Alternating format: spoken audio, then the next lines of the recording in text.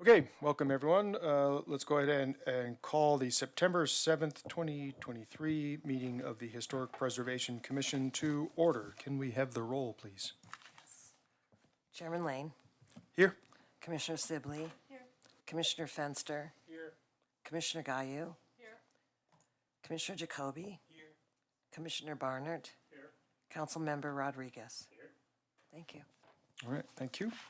Next, we would have the approval from our August 3rd meeting, the approval of the minutes. Do any commissioners have any comments or corrections for those minutes? And if none, I'd entertain a motion. I've got a move, how about I've got, there we go, thank you. So we've got moved from Commissioner Fenster, seconded by Commissioner Jacoby. All in favor? Say aye. Any opposed?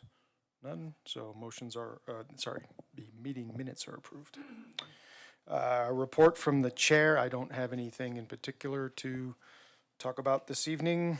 So I'll cede my time to HPC staff liaison. Well, I have a slew of things on my report. Excellent. So first and foremost, the certificate of appropriateness for window replacement at 545 Collier Street that you considered and denied at the July 6th meeting was appealed to City Council, and that appeal hearing was held this Tuesday. So they ended up remanding it back to the commission. So it will be on the October agenda, so October 5th, if I'm remembering correctly.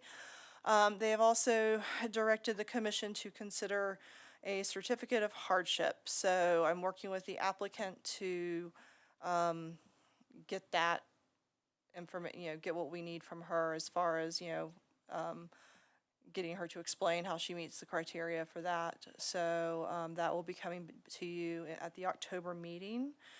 The other thing kind of similarly related to that, there was some discussion about the neighboring property at 601 Collier regarding whether or not their windows were original or double paned and had been replaced.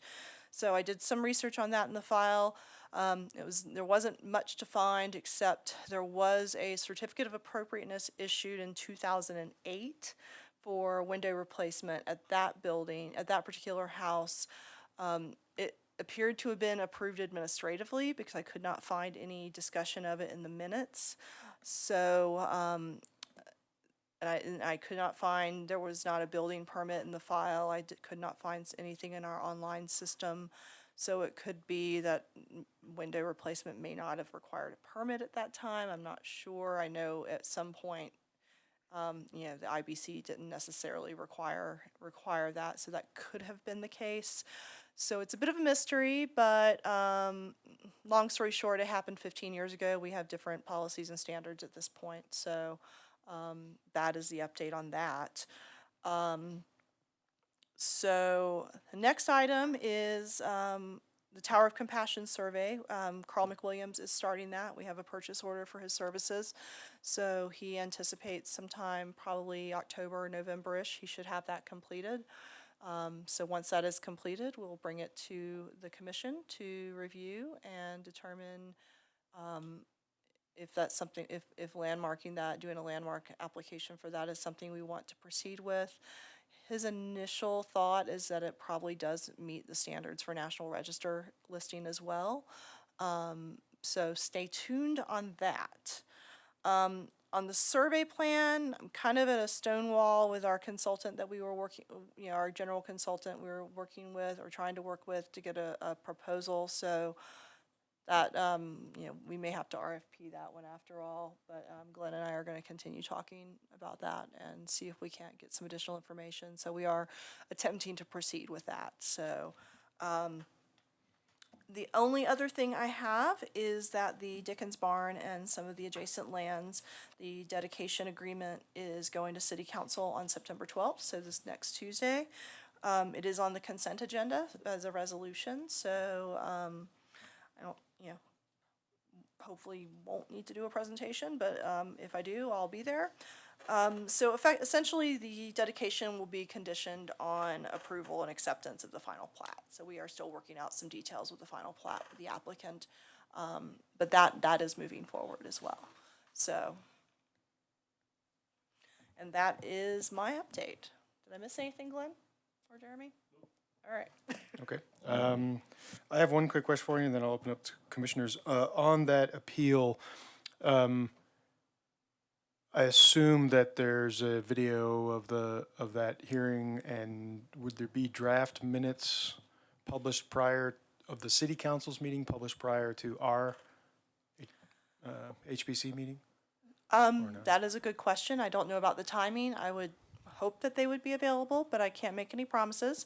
There should be a recording of that particular hearing on the city's YouTube channel, so. Which would be live now, I mean, available now. It should right. be up for, Yeah. it should be up now for streaming, so that is available, so you can review the discussion and such as well. Great. All right, thank you. Commissioners, any questions for staff on anything? Yep. Go ahead, Professor. Steve? Oh, hold on, I've got Commissioner Guy here first. Do you have a copy or the form that would? Yeah, I need got the your- wrong, well, all right, sorry. That's my fault. There you go. Go ahead. Do you have a copy or template for this certificate of hardship of what that would entail? So we have the section of the code, which is 2.56.10, I'm sorry, 2.56.160, which does have some criteria for certificate of hardship. Based on our, much like the appeal of the certificate of appropriateness, this is something of uncharted territory for this commission as well. So we will be following the criteria established within the historic preservation section of the municipal code. Okay, Commissioner Barnett? You had, I know we've asked this question before, and I think you've answered it.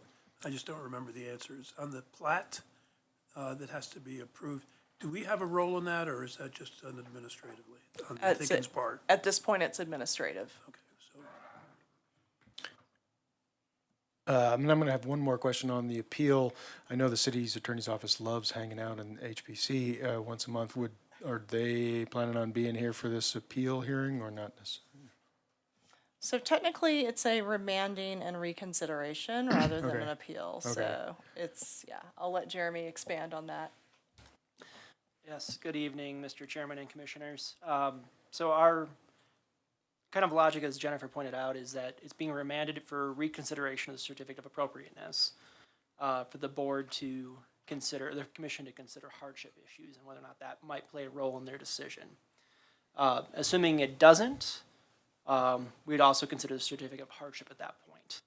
I'm going to be working with staff in advance on getting the staff report together, assuming everything is pretty straightforward. There's not really any questions. I'm not planning on being here next month, but if it does appear that we're going to have questions, or if the commissioners have any questions after the packet's been posted or been published, I can make arrangements to be here. All right, thank you. Any other commissioner questions for staff? No? All right, thank you for that update. Oh, okay, sorry. Commissioner Barnett. Jeremy, just to clarify, I just want you to understand the difference. You said that we're instructed to consider that you're going to work on considering hardship, and then also then the certificate of hardship. How do you distinguish those two? So my understanding of just procedurally speaking, the certificate of appropriateness was decided by the commission, then appealed to city council, and then city council remanded the issue of the certificate of appropriateness back to the commission.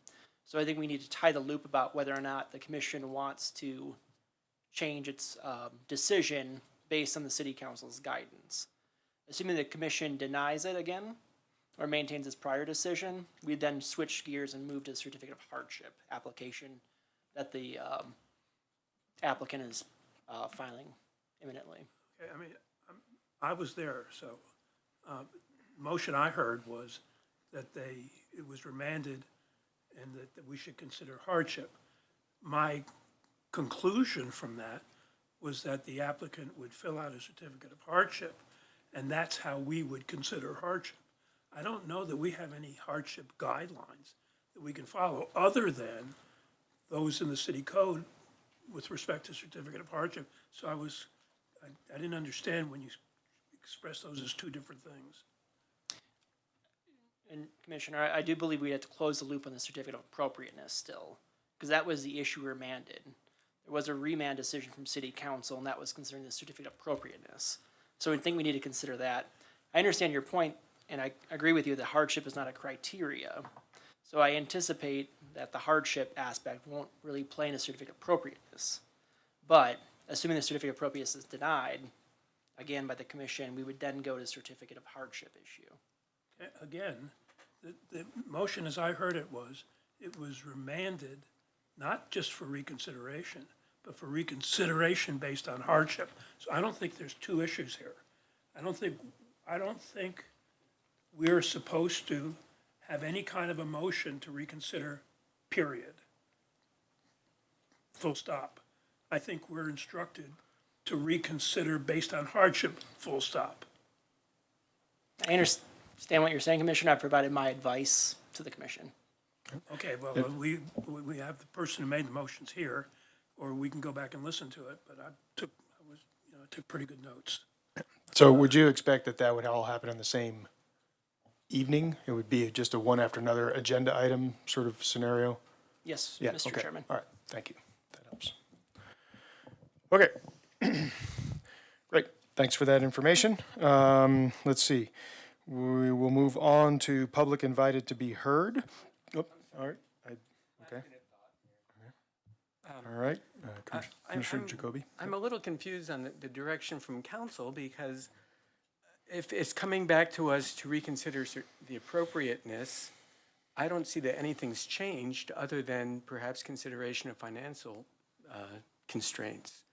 So I guess we can rubber stamp what we thought before, unless commissioners' minds have changed. And to that point, I'd be happy to have any and all commissioners come to my house and see interior storm windows. I have 3 different kinds, as I said, and the data says financially it is much cheaper than replacing windows, and functionally it is very comparable to double pane windows.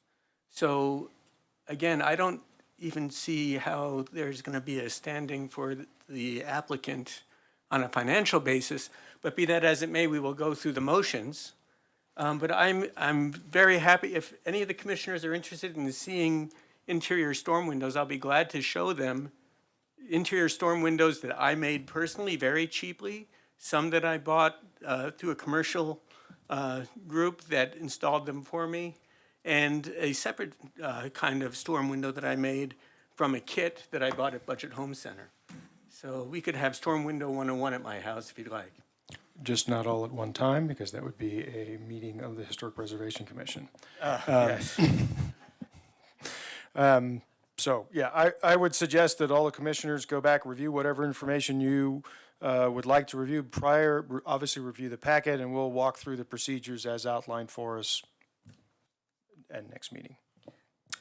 To the chair, if I may just jump in to add one more thing, and follow up on Jeremy's comments. It's important, one thing that's important to note is the council neither approved nor denied, they neither approved nor denied the appeal. So basically, there was no action, positive or negative, taken on the appeal of the certificate of appropriateness.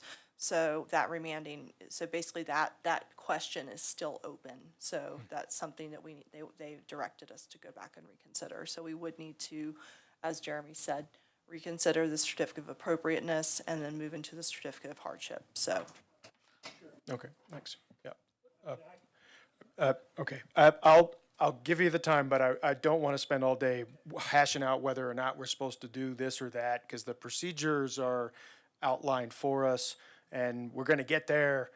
And I don't know that as a commission we have any power to change the way the city sets up their processes. So I don't want to bog this meeting down in that discussion, but again, I'm going to cede you the time here for comment. And I won't take long. I just wanted, I object to the way that the city attorney has presented this. I don't think it's accurate.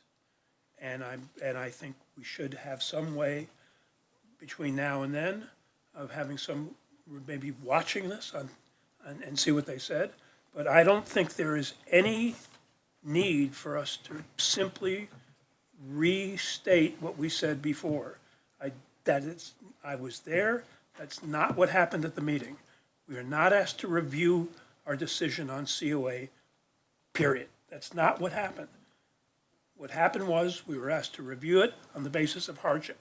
I have no position with respect to hardship.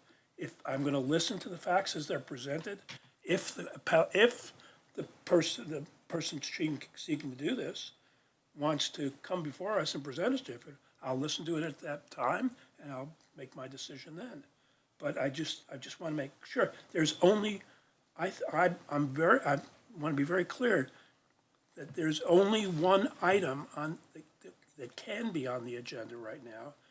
If we don't want to consider that, then the city council can take up the appeal, or we can write them back and say, well, we considered it on the basis of hardship and we don't agree. And that, we don't have to then make any decision other than the fact that we did that. All right, thank you. Commissioner Fenster. Yes, are we competent to hear a hardship matter? Thank you, Mr. Chairman. City Attorney, yeah. Yes, it's empowered to the Historic Preservation Commission under the certificate of hardship. Not certificate of appropriateness, but certificate of hardship. Okay. All right. Thank you. Okay, we'll move on now to public invited to be heard. We have a short list here, and if there are others following that would like to speak, we can come up after this.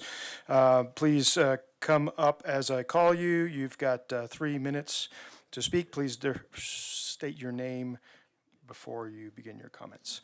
First speaker would be Sarah Levinson.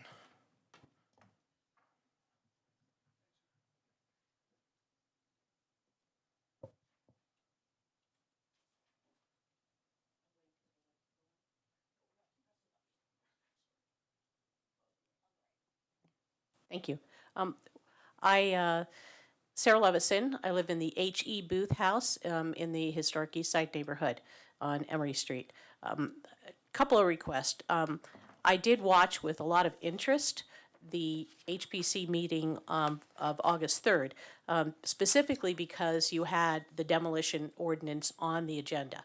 I was really surprised to see not just the demolition ordinance, but staff bring an entire slew of other ordinance that was very important, that the commission had a huge discussion on that was not on the agenda. Anything that you do that's not on the agenda is bad form for governmental transparency. So I would recommend that if you're going to do that, please, commissioners, stop staff from going through those discussions, because there was no presentation in the packet on this, and all these other, discussion points were not given proper public notice. So please stop them from doing this again. I would also like to point out that I tried to find a staff presentation on the new business item 8C to modify the land development code. There was nothing. You have 87 pages. What was published on the public records portal had nothing on item 8C.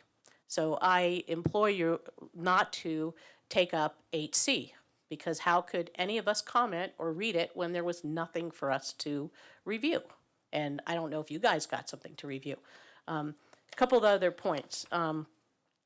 I would also like to point out that when you're considering the demolition ordinance, that you also add another word to historic. That would be cultural. And the reason I'm proposing that is, number one, the Tower of Compassion that you're going to consider, that you're studying right now, may not necessarily be historic, but it certainly is a cultural resource for the city. I can also imagine, and you guys don't read the land grant statement, but the land grant statement that City Council and many other bodies read also calls to the attention that we may have ancient artifacts and land and resources that are Native American resources. And so when you say historic, could be prehistory, it could be other cultural resources, but again, if somebody takes down a massive pile of dirt and there is a cultural resource there, nothing in the demolition code would cover a circumstance like that. So I would recommend adding cultural in with historic. A couple of other comments. One of the other things that I found very disturbing in last month's discussion was, I'd ask you to wrap up. okay, fine, If you could do it sorry. very quickly. That the the requirements to essentially initiate something from a historic district or conservation district was raised so unreasonably high that it doesn't really meet with what the city's charter says for referendum and initiatives, which is 10% of voters, or what the state constitution says, which is 25% to do things such as recalling elected officials. One other thing about the demolition ordinance that I don't understand is that a quasi-judicial matter? So that wasn't clear from what I read. Thank you. Thank you. Okay, our next speaker is Sharon O'Leary. Before you start the clock, could you please talk into the microphone? Notice that when I stand next to the microphone, you can kind of hear me, but anyone who has hearing problems, if you're sitting further back, they don't get the full bountiful beauty of your voice. But more importantly, they don't get the information.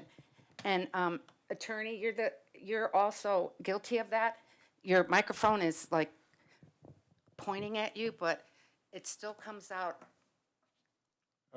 not doing the purpose it's designed to do, okay? I just want to create understanding. Thank you.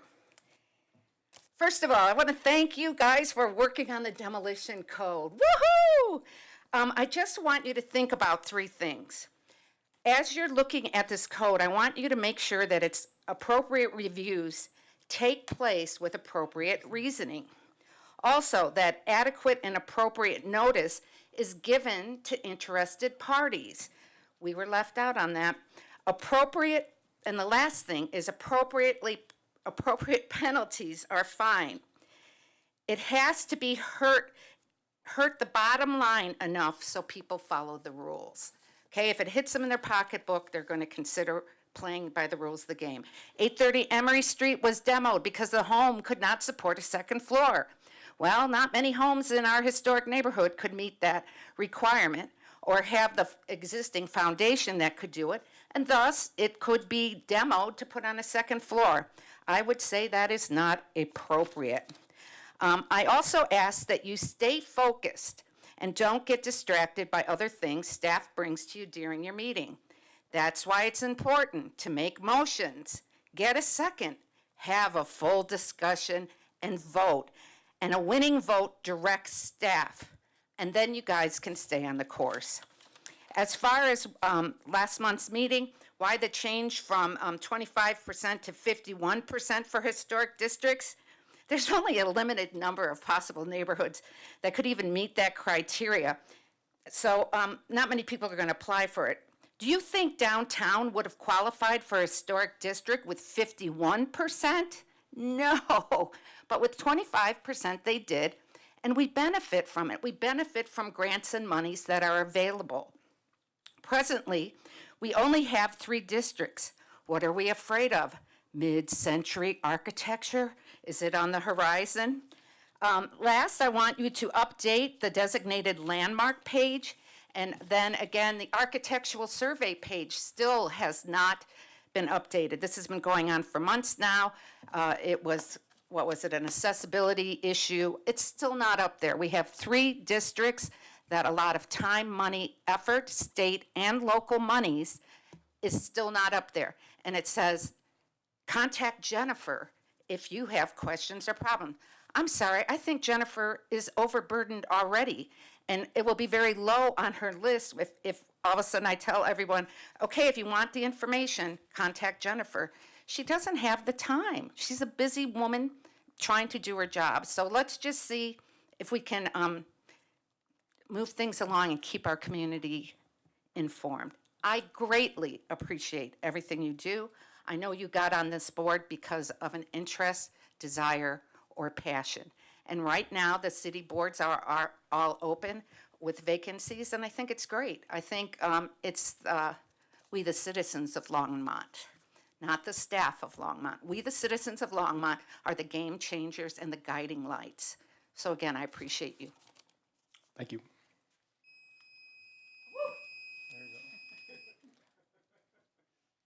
You had a couple extra seconds because I couldn't figure out how to get started.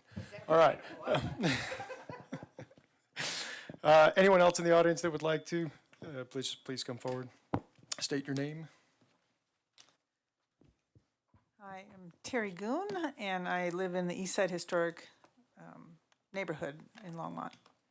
And I'm here tonight because I read through the new codes that you guys are going to be discussing tonight, and the feeling of it when you're reading these codes, it's as if you own the properties. People are, I guess they have your blessing to live there until you decide that they no longer are keeping up with the property maintenance that you are requiring of them. And as a person who's not had a ton of income my whole life and living in a historic home, that it really bothers me, the tone of your demolition by neglect code stuff that you've got written there. It is basically you're taking over people's private property, or the potential is there to take over people's private property. Now, sure, you've got all these forms you can fill out. You can go before the board. You can make certain that your neighbors aren't signing things against you. You can file for hardships. You can do all these things. Well, my neighbors and we're simple people, and we live in simple homes. And sometimes these aren't the things that. It's not as if we own our home when you guys are forcing this kind of thing down our throat. And I want you to appreciate how it comes across, because it comes across horribly. It comes across as if we are, lucky that you're allowing us to live in our homes up until the point where we just don't, take care of the paint job or the foundation or whatever it is that you determine is so important that we keep track of and place our priorities on. So it's this, as if your priorities supersede whatever our priorities are. If you've got a designated home, that makes sense to me. You bought this designated home, but so many are not designated, and your code was talking a lot about designating homes without owner consent. So that to me I struggle with that, and I struggle with how it's all worded. So thank you. Thank you for being on the board, though. Thank you. Anyone else would like to speak? Nope. Seeing none, I will close the public hearing. Thank you for your comments. All right, let's see. New business. Review of the demolition code amendments from last meeting. Actually, this is not new business. This is It's really kind continuing of business. it's sort of prior. It is really sort of prior business. Right, but we got through most of the changes. We had a few stops, and I think the commission wanted us to do a little bit more work in a couple of areas. So one has to do with, the big one is the penalty. Oops, sorry, I forgot this. That's my bad. Yeah, Sorry, that's my bad. I should have practiced a little bit more. You only had 30 seconds to make that presentation. One was, the big one was penalty for, that we talked about for a permit moratorium. We also provided another option that Jeremy did some research, and we can go through that. We did find with our appeal that we had some snafu. We had a snafu in the existing code that we corrected, so that's something that we'll talk about tonight that you have not seen on August 3rd. And then Jeremy added some language clarifying what's a quasi-judicial decision of yours and what is not. That was added as well. So we'll go ahead and run through that. I guess hopefully we have a consensus that you would recommend this to the city council. If so, we're recommending that you approve our first motion, which is adopt the proposed ordinance changes as shown, or an option would be with the following changes. So if you have a few small changes, we can certainly outline those and then incorporate that into the recommendation to city council. Or you could say, we don't like any of it, we're not gonna recommend approval of it. So if you have any questions, I'll be happy to answer them, or we can start the process. Okay. Unless there are any broad, general sweeping questions, I'd like to just go through it in big chunks. Maybe, our first section is definitions. We've got the definition of demolition, some changes to definitions of historic properties. If we could, are there any questions or changes or comments on the definitions section from any of the commissioners? All right, seeing none.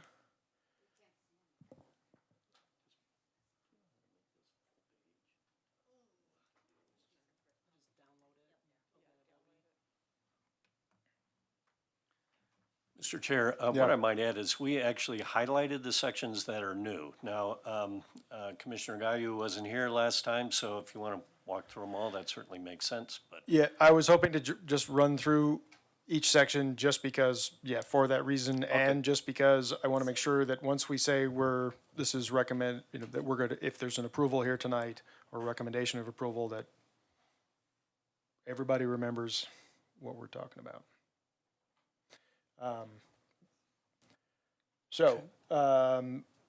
Following the definition section, the next chunk that had a significant change was just the criteria for designation.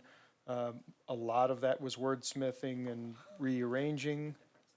So we're talking about 2.56.050.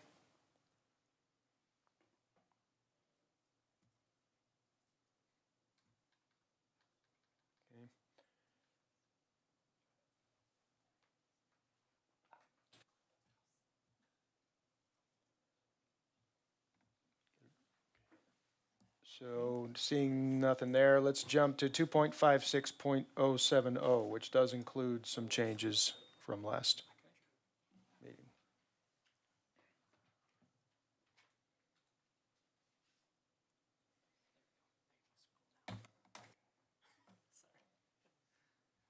It's the wheel. So 2.56.070.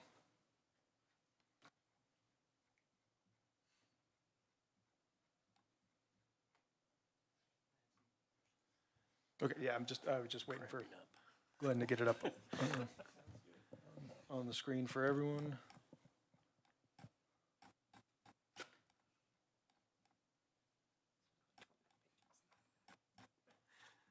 There's a lot we didn't change here in the middle, sorry.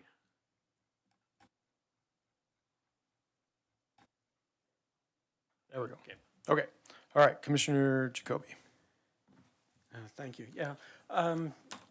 On, let's see, 256.070A5, it still says 75%, whereas on the next page it says, it says 51, then it's crossed off and it says 30% now down there for the percent of properties that's the petition. It says 51% on the next page for the application requirements, but it says on A5, it still says 75%.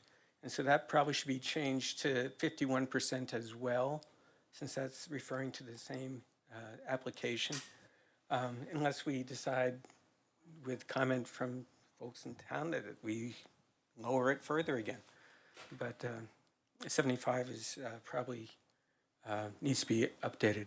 And then I had another thought about D, the yellowed out section. It says that design guidelines should be consistent with the Secretary of Interior standards for treatment of historic properties required for all districts.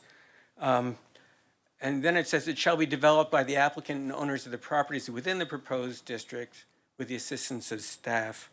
I don't know if we want to hold every building within a proposed historic district consistent to the interior standards. Certainly there are outlier buildings in most neighborhoods that become historic districts. I was thinking maybe it should say something a little softer like, shall be developed by the applicant and owners using the Secretary of Interior standards of Interior standards as guidelines, or something a little softer that would be more negotiable should some neighborhood pursue a historic district. Right, thanks. I can give you the history behind why it says that, because that's what the Secretary of Standards are, those standards are our Bible. That's what everything is judged against. And so if there were to be a district that adopted standards that weren't in compliance with the Secretary of Interior standards, that would significantly muddle the waters in terms of any kind of review of this body, right? That's a foundational document. Right. And if somebody wants to exceed that, they could. But to erode that would be seemingly not wise. That was the... I'm just trying to make this usable document. Again, we have codes that sound high and mighty, and we can talk about the conservation overlay later. But reducing the percentage of people so that we could have applications and making it a little more flexible. Certainly, if we are going to have a house as a city landmark, we can hold to the Secretary of Interior standards. If we are going to make a national historic district, we hold to the Secretary of Interior standards. If we decide to make a city historic district, which we've never done, if we want to make it approachable and usable, maybe we should make the requirements a little more flexible, and maybe we could get some buy-in and we could actually use this. That's all I was thinking. Okay, thanks. I think it might be, at the very least, worth the discussion of percentages. So maybe if we can focus in on that just for the moment. I'd like to get any opinions from commissioners as to whether 51% is the number, whether it ought to be less. We've obviously knocked it down from 75 to 50, so I think that's a fair point in terms of whether that's Mr. Chair. Yes. I'm sorry, that paragraph F is specifically to the design guidelines. So maybe they should be the same. But the first one is you have to have a petition of 75% of the owners agreeing to the district. That F is to those design guidelines that are, like you're saying, going over and above. Sharon, please. Yes. Well, you really can't just talk in the middle of the meeting because it interrupts our process. So it's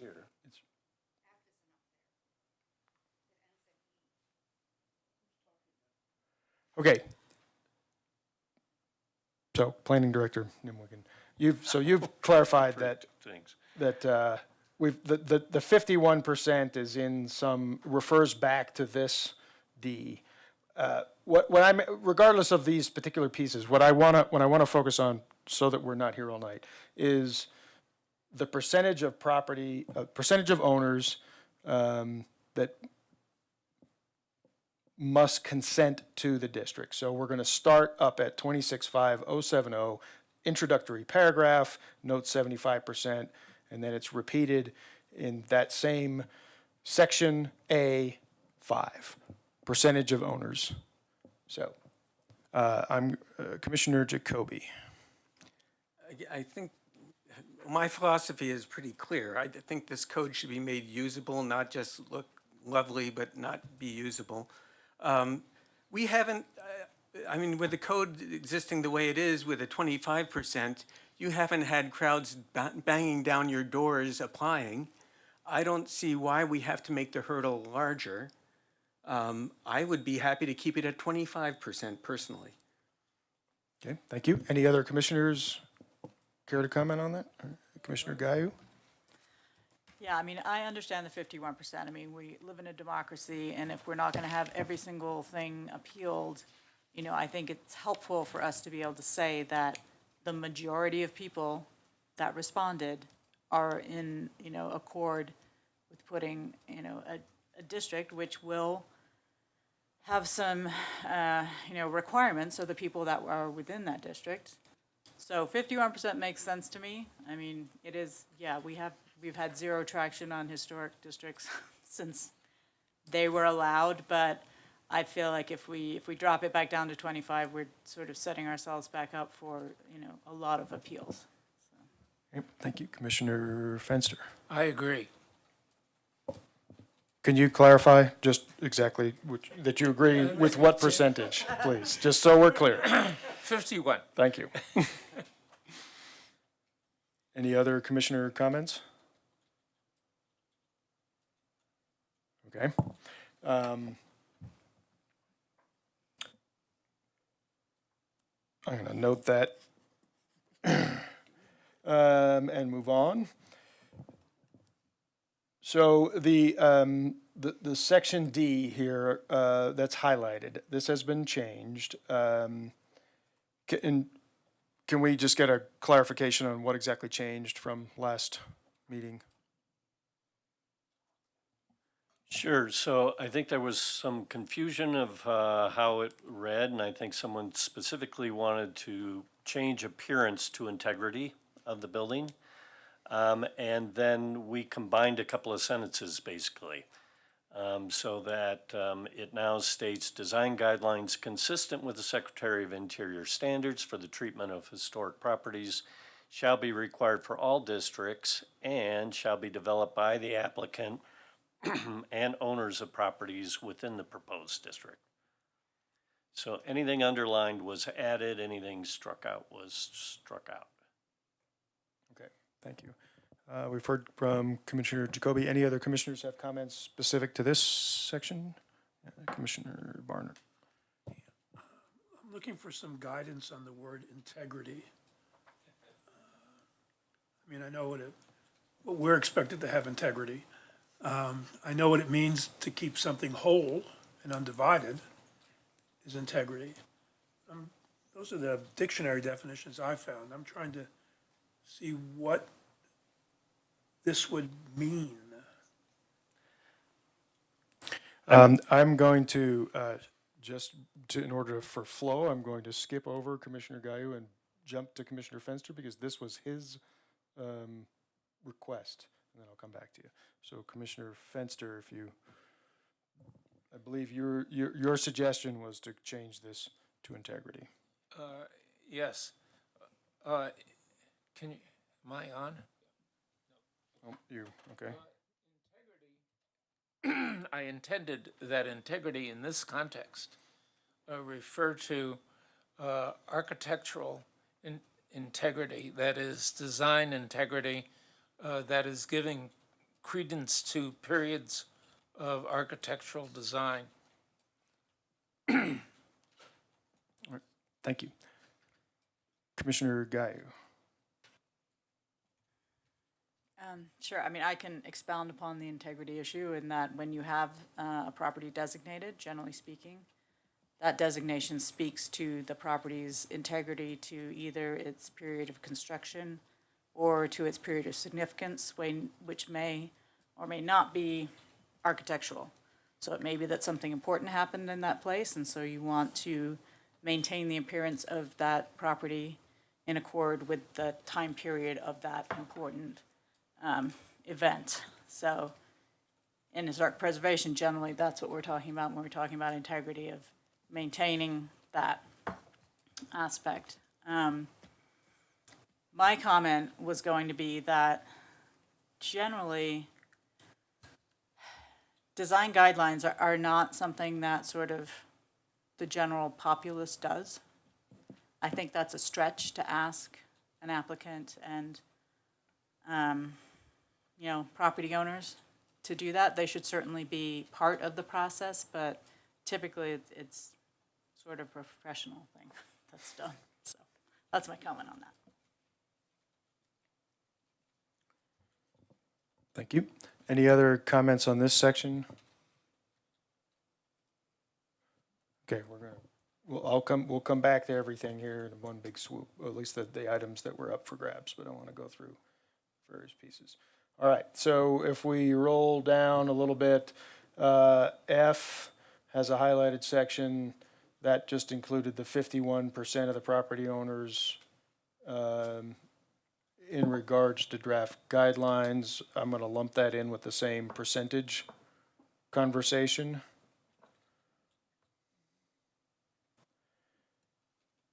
So are there any other comments on this general section before we roll? No, okay. All right, so then I'm gonna roll all the way down because we don't have a lot of changes for a while here.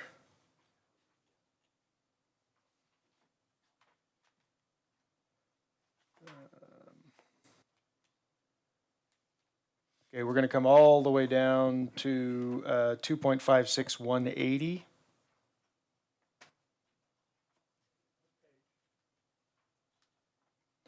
It's page 54 of the packet.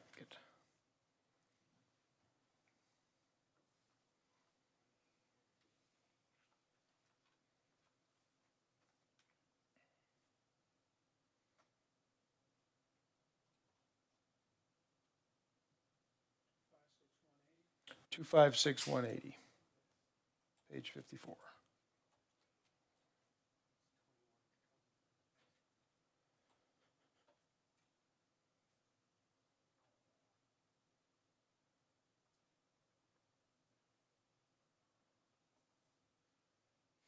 Okay, so the first set of chunks here, A, B, and C, we discussed last month, and there have been no changes. There are changes to D and E. And I believe that in D, it was just clarifying that the appointed person is the chair or the chair's designee from the commission. And then in E, can you maybe clarify for us what specifically the E change was?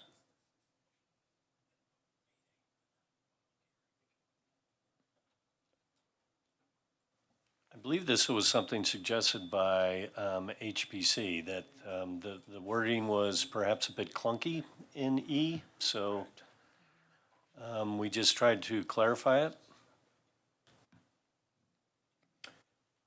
Yeah, so we've, this is the procedure by which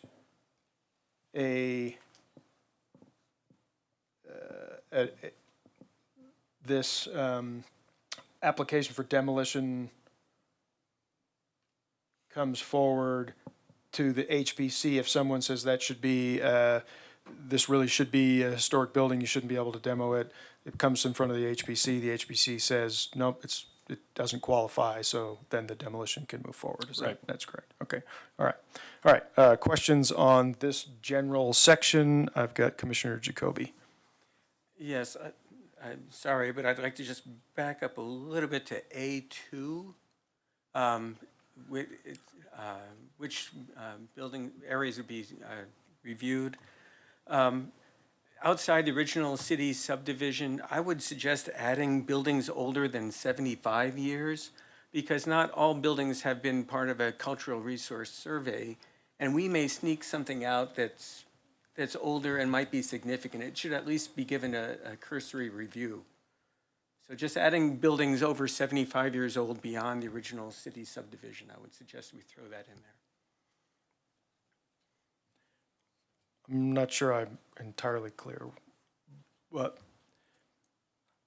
basically, stretching the window another 25 years, so within the 50 to 25 that wouldn't be, wouldn't qualify? We could do 50 also. I'm thinking, all right, so this is 2023. We could go back, look at all buildings demolished after 19, or before 1973.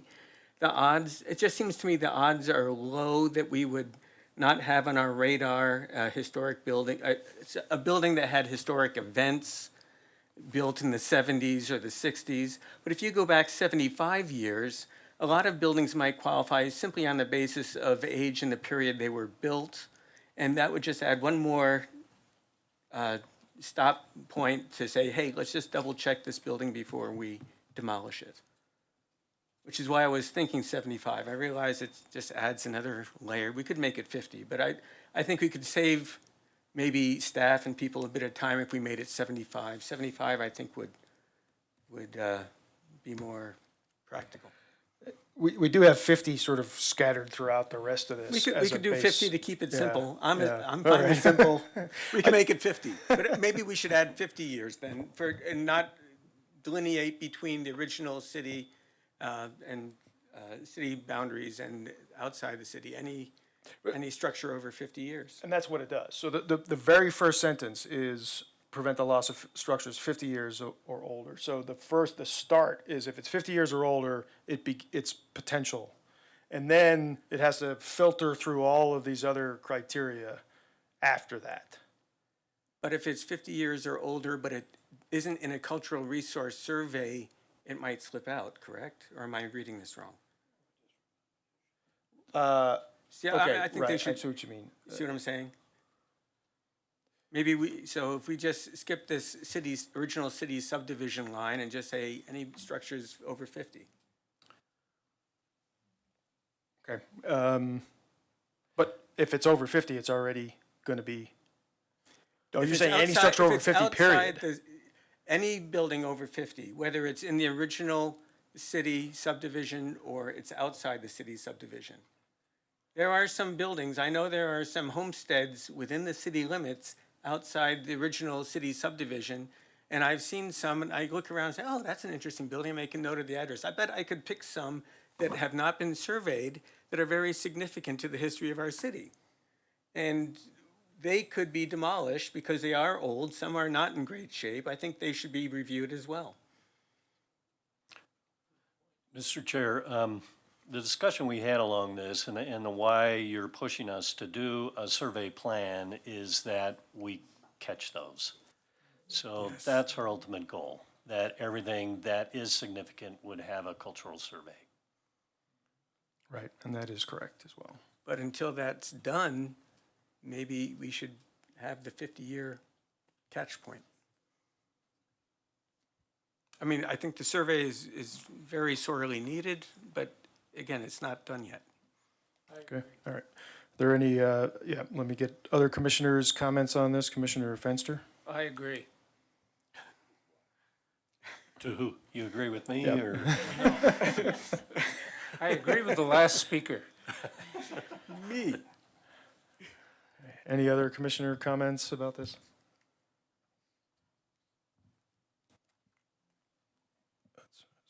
Commissioner Sibley? I'm going to do it too. I do agree. As we're talking about this, because that's the whole thing about, getting the surveys and everything, that's great, and I'm hoping that we get those sooner than later, but in the meantime, that 50 years, that's a really good point, and that would catch a lot of things. Does that then start to overstep, though, to what somebody was mentioning earlier, what Terry had mentioned about, is that starting to be like, oh, it's a giant HOA over the entire city of Longmont? So that would be again, something to discuss, so. Yeah, that is my concern, because if we did that, we would basically scrap 1 and 2, and it would just say if it's 50 years or older, it's eligible, which means anybody demoing any building that's 50 years or older in the entire city would then have to get reviewed. And I think there's a burden not only on potentially us, but more so on staff reviewing an awful lot of Yeah, and I mean, that's why we're pushing so hard to get these surveys and get some of these properties identified outside of that. Now, let me ask a question. Is there any mechanism for staff to currently identify a property with any that might have historic significance? You know, I mean, we just did it with the Zlatin barn. That wasn't on a map, and it came up because of a broader development plan. But is there any mechanism in place to catch a one-off that might be floating around the city somewhere? To the chair, the primary tool and mechanism would be the county assessor, data on when the building was built, if it's a straight up demolition permit. Otherwise, if there's a development proposal for a property, we will attempt to, I came in late in the process for this Layton property, but I know there was a cultural resource survey that was required for that property. So as it really does kind of become a one-off thing as we receive development proposals that could impact potentially historic properties. But we have that discretion to ask for a cultural resources survey if we suspect that there's something significant about that property. But for straight demolitions, it's a little different. It's a little harder to do because we just don't have that. We may not have that information beyond, the built date on the assessor's website. I think this was a concern raised early about how much can you control an undesignated property, which is what we're doing under this paragraph. So we felt there should be some guidelines. Now, we do have surveys that are outside the original city-town site. So, but that doesn't mean we have everyone. And every building's getting older every day. So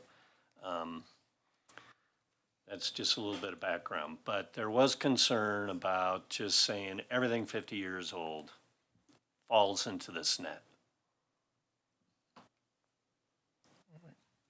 Commissioner Gayu? Yeah, I mean, my primary push would be obviously for us to survey the complete city so that we know that is the purpose of that, so that we don't have to have these discussions, because to require, review of every building that was built after 1973, that's what we're talking about, is going to be, just a ridiculous burden on staff, and for our time too, probably not very helpful in general. You're going to pick up one or two in a year maybe, but it's going to drown with everything else. So personally, I'm fine with the way it's written. I think we'll catch enough stuff, and staff is, aware enough that they are looking for us. They're sort of our eyes and ears behind the scenes. And, even when we do review stuff, people still demolish things. So, unfortunately. So I think this is probably a good medium effort. Thank you. Commissioner Fenster. Do we know that doing that would be It's red as go. do we know that it would be a significant additional burden? In other words, to put a fence around the 50 years, just a preliminary fence around 50 years, so that they are looked at a little more sharply, so that we have the opportunity to pick out significant structures. I don't think this is a huge imposition, and probably a good step in the direction of future preservation. All right, thank you. Okay, we'll loop back unless anybody has anything more to comment about that. Let's roll on to, we're going to run all the way back down to the appeals section. So that's 2.56210. That is page 58. The first chunk of this, there's not a lot of change, but there is, section D has been altered since last month.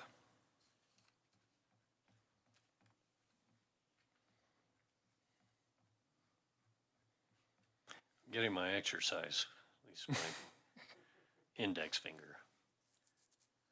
Okay, so we had an appeal last month, as you're aware of, and we rewrote the whole land development code in 2018. And as you see, we reference back to the process for appeals, back to Chapter 15 of the Land Development Code. What was missed is kind of a key thing, is an appeal is not a public hearing. So it doesn't require the same notice requirements. But the section in the old 2.56, this section, actually says you will do a notice per any other public hearing that has to do, that comes before the historic preservation.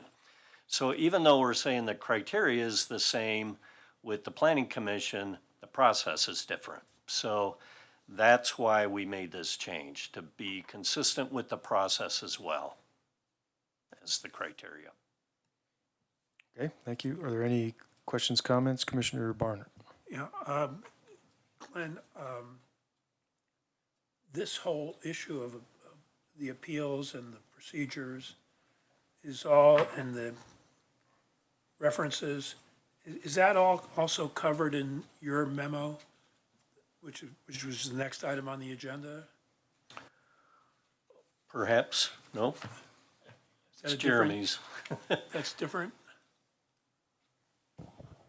Yes, the memo concerning quasi-judicial bylaw change just concerns quasi-judicial matters. It doesn't concern the appeal process itself.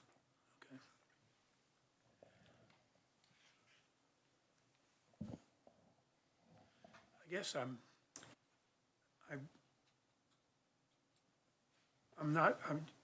not sure I'm comfortable with the idea of taking away a notice of this. I mean, just in the interest of the public, it still has to conform to the rules of the, of what goes on during an appeal. We haven't changed that. That's in number 3 and 4. So I don't see what the harm is in publishing the information that there's going to be an appeal of this. And based on also the fact that there were several people who were at that appeal who were very interested in what was happening, and maybe they found out because of the notice. I don't know. But I don't see why we should be burdened to take away a public notice.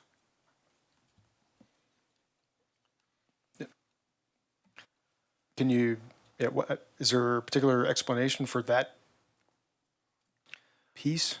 Well, I think what we're doing here is we're tying HPC to a very similar process, Planning Commission. So, and still, it is not a public hearing. So somebody could receive a notice and they'd want to speak on the appeal, they wouldn't be allowed. So it's kind of a redundant process that, I guess, it's no particular reason. Plus, why do we differentiate the two now? So this is exactly how the Planning Commission's wording Right. is read? Okay.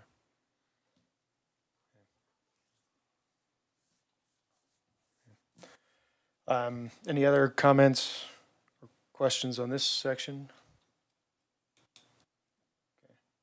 Let's jump then to the maintenance requirements, which is just the next page, 256-220, I think.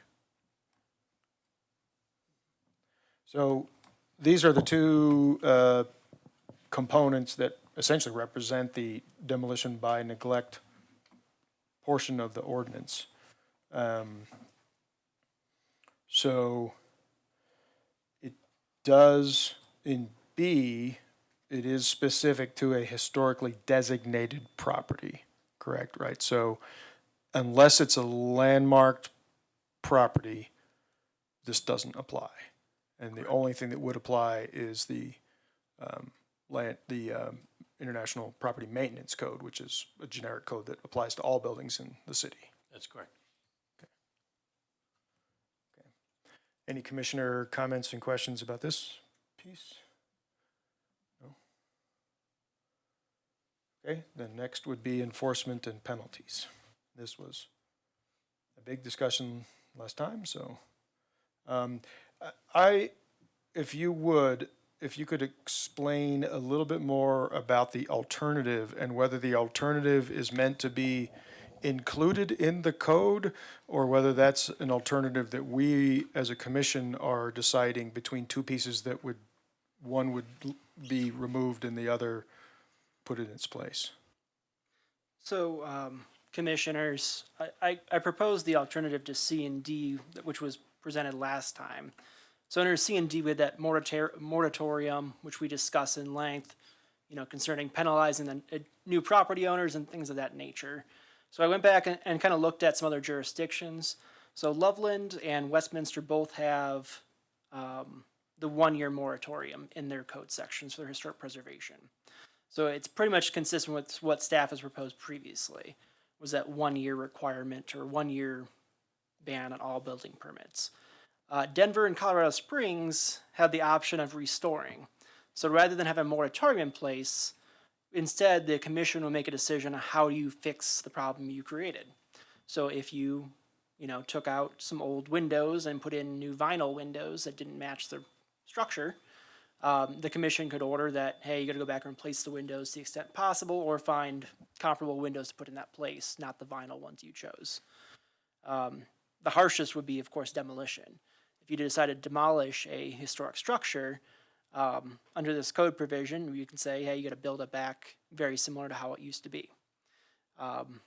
It's a different adventure in terms of enforcement mechanism from my perspective. Under our existing enforcement powers, we do have the power to enforce compliance. And that was the section we moved down there previously. So if you look at subsection E, in addition to enforcement power or enforcement actions available to the city in the code, we shall have the power to enforce compliance through the court system. That's a pretty onerous bar in terms of city resources of taking someone to court to enforce a historic preservation commission ordinance violation, whereas the new alternative D kind of spells it out earlier on that HPC is going to get involved and advise you what you should do to fix your unpermitted change to your property.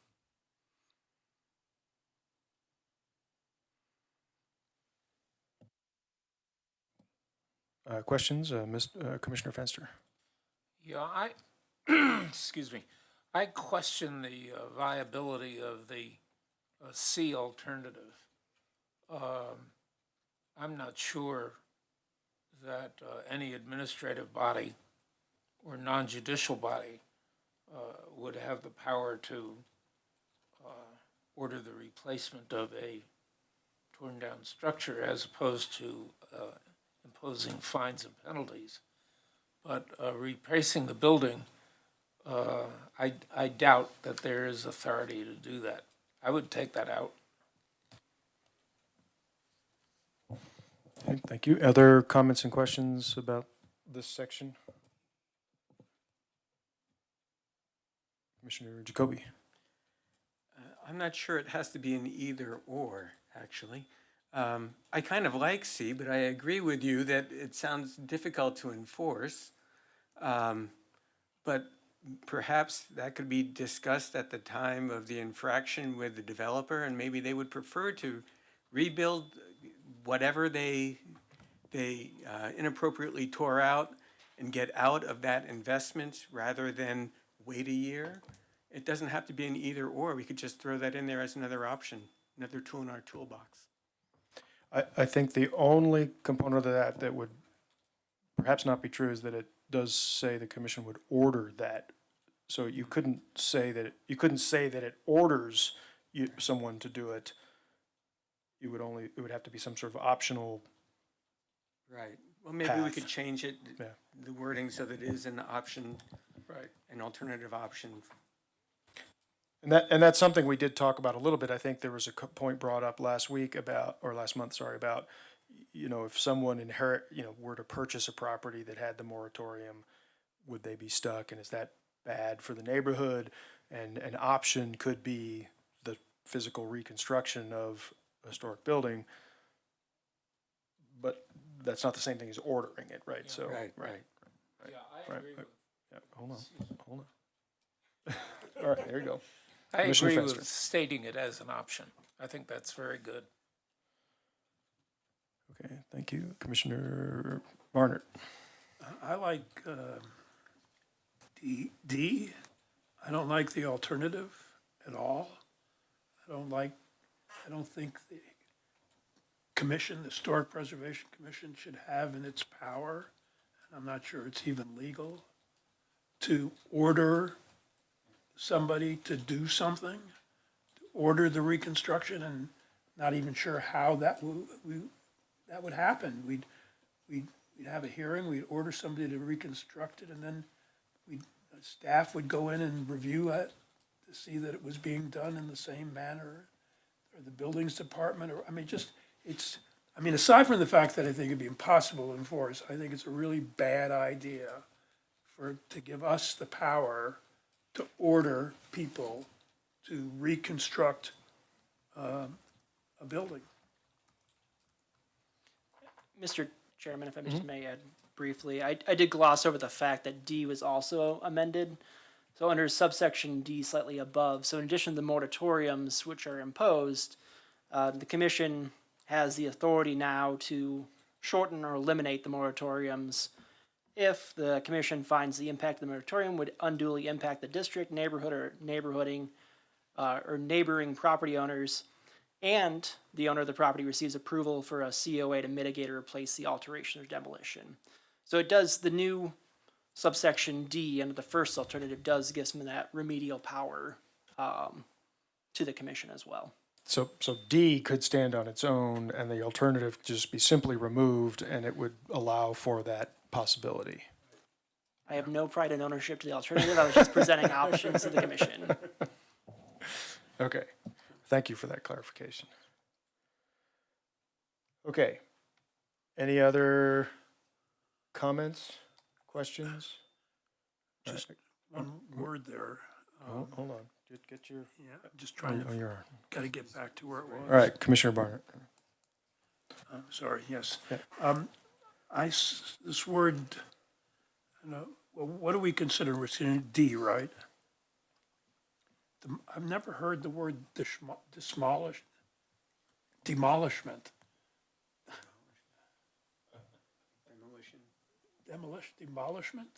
I don't think is a word.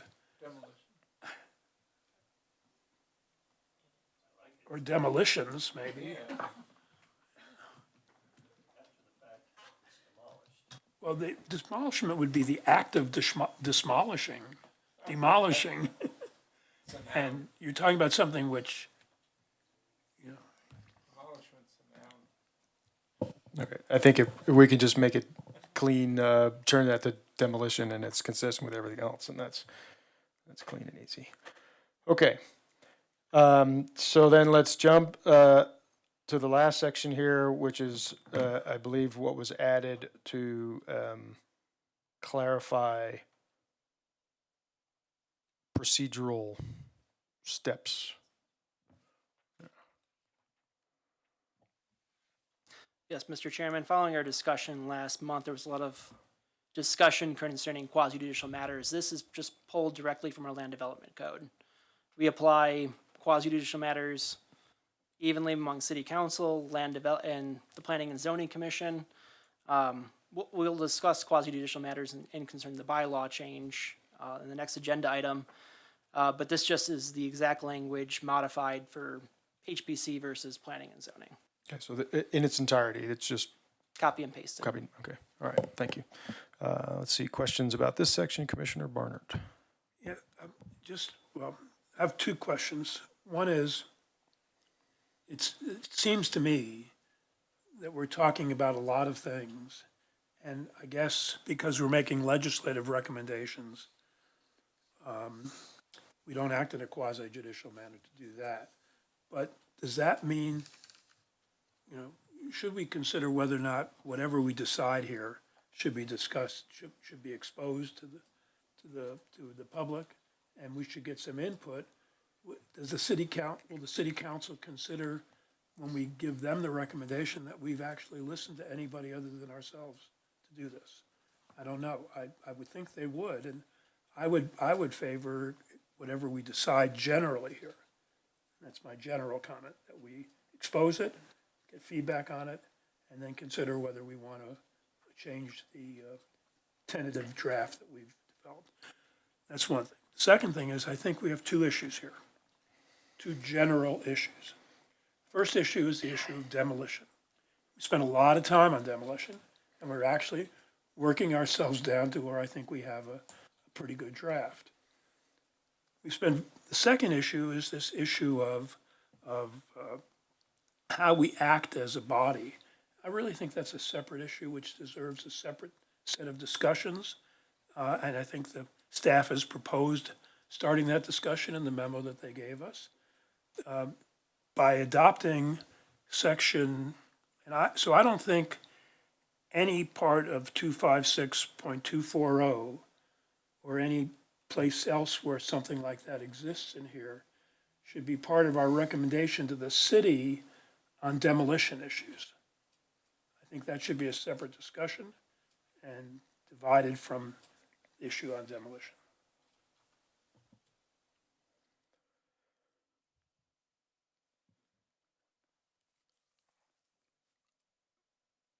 This is the entire municipal code section that deals with the Historic Preservation Commission, right? So if that piece were going to be anywhere, it would be here. This isn't just a demolition ordinance. Is that correct? Correct. This is the entirety of the Historic Preservation Commission until the big picture idea of moving into land development code, which big picture idea at this point. Right.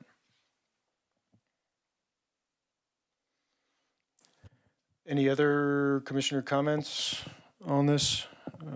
If not, then what I'd like to circle back through. So if we were to make a recommendation to staff, and it sounded like that might be possible, and we could, but with a few minor changes. What I have down, just to kind of keep track of all this stuff, is the percentages that were in 256070, and that there were 3 noted, 2 at 75, 1 at 51.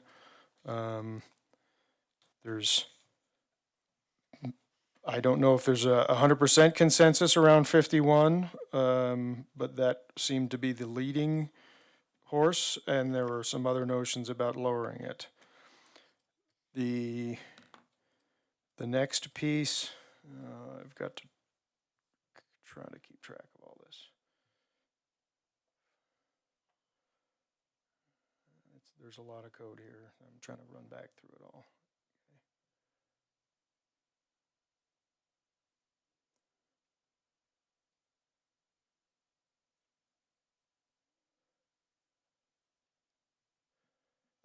Was in that same section, we discussed integrity and character, and I made a note to myself that perhaps that could that section D of 256070, same section, could simply be reworded to, instead of to say managing the integrity and architectural character, could just say managing the architectural character and integrity, so that it's clear that we're talking about architectural integrity.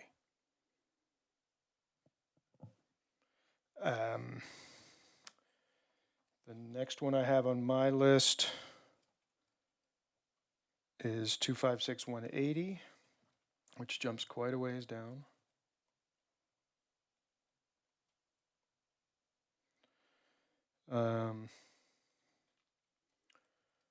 And that, I guess, really is the notion of whether we're doing 50, whether we're going to keep this provision as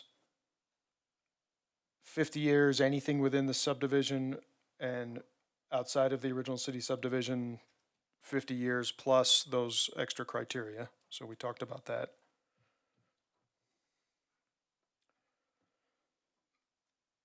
And then from there,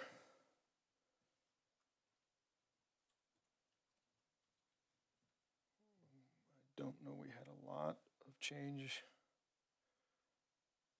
discussed until we get down, all the way back down to 25624. This says 2430, which doesn't seem right. 230, I think. That was with the alternative. So striking the alternative paragraph. So those are the kind of substantive points apart from some broader discussions. And so before we get to the very last piece, I would like to see if we can't, if there are any further comments from commissioners about those 3 points. The percentage, really it's 2 points. The percentages and the 50-year filter. Commissioner Jacoby. Just getting back to that 50-year filter, we made a circular argument. I started by saying 75 years, so we could filter out some of that, so we would make less work out of it. Then we said, let's make it 50 to be more consistent. Then we said, everything before 1973, nah, that doesn't make any sense. And it kind of canned the idea. But we could go back to saying 75 or 80 years or 100 years, but set a guideline that's a little more stringent than what we do for the original city boundaries, just as a catch-all until we get the surveys done. How many years have we been talking about doing surveys for the neighborhoods?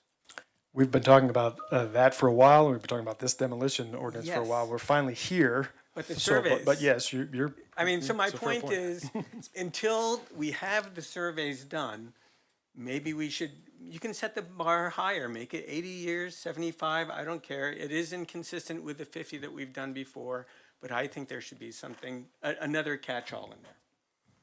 Okay, I'd like to get commissioner comments about that specific notion. Commissioner Sibley.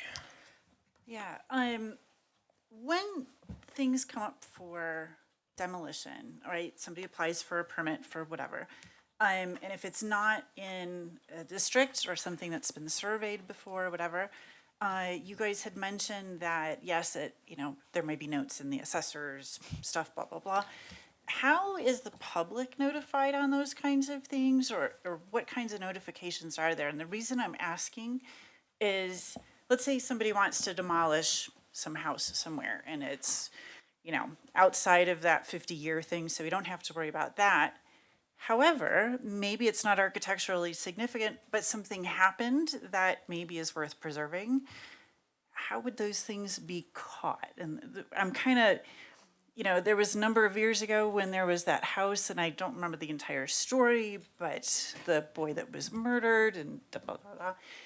And that house then became, it got on the register. So how do you catch those kinds of things? Because I guess that would be like, if I was going to try to pick years or something, I think that would be part of my decision, to try to catch those things. So how do you determine what can get torn down, I guess?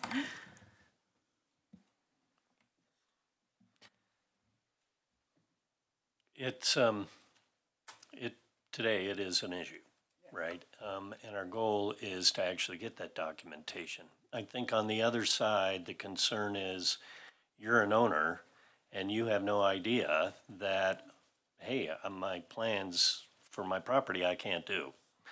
So if we found something that was significant, there would be a notification, at least to the property owner, that, hey, there's some special rules.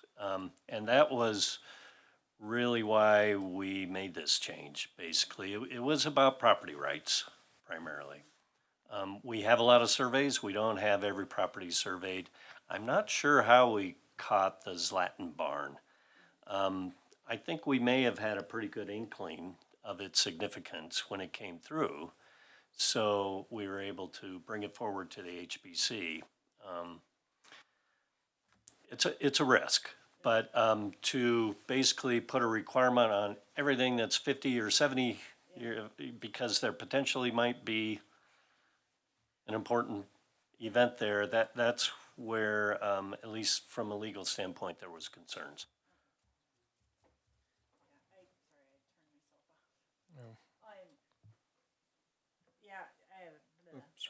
Sorry. Let me see. Nope, Actually, I turned myself off too fast. yeah, So, yep, there you go. then I guess, oh, now I have to like, where's that thought?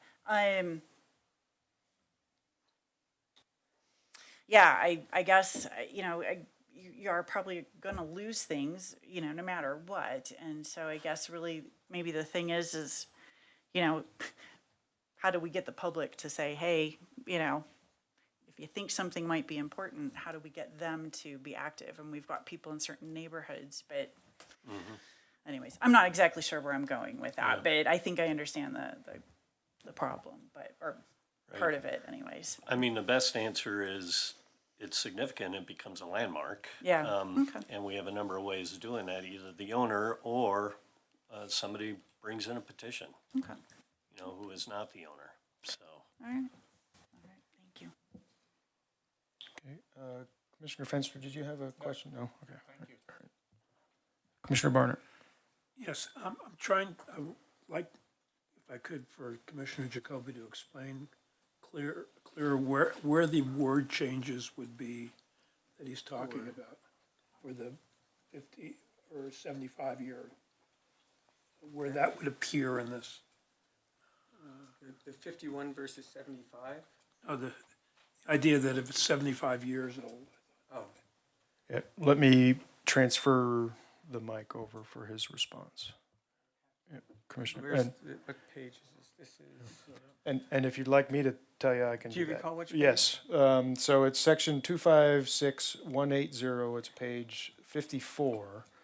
And it would take a little wordsmithing, because the heading is review of permits for and demolition for moving of structures 50 years in age and older.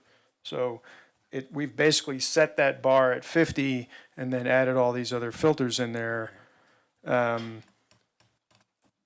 that would be under A2, it looks like. Right, you're talking about A2, but we would have to pull 50 from everything and then add it back in, right?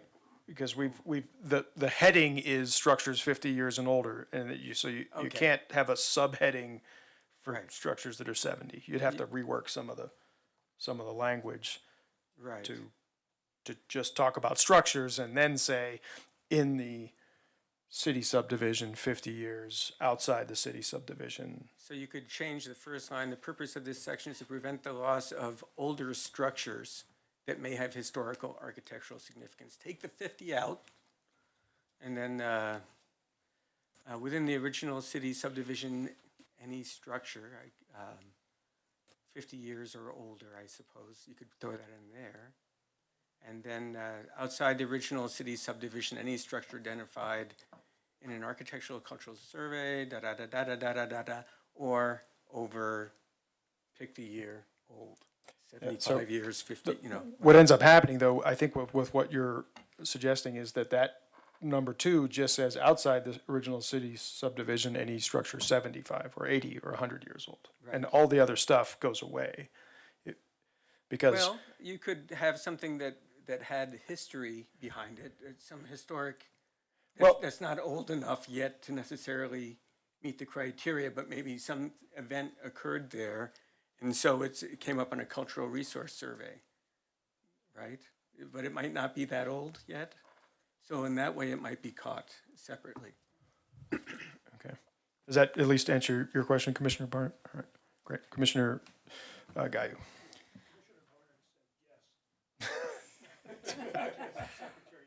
Yeah, all right, thank you. I did not give you the opportunity to do that on the record. I would also like to, personally, I'm fine with the 50, so I'll just put that out there. But I would like to consider the public comment about this section, that it does expand to cultural resources and not just historic, which is very limited view of what's important to our city. Right. Any other commissioner comments there? I really understand what you're saying, but my fear is that we end up with some 75-year, whatever it is, doesn't matter what it is, everything else gets scraped, and the next time that this gets all fixed is who knows when down the road.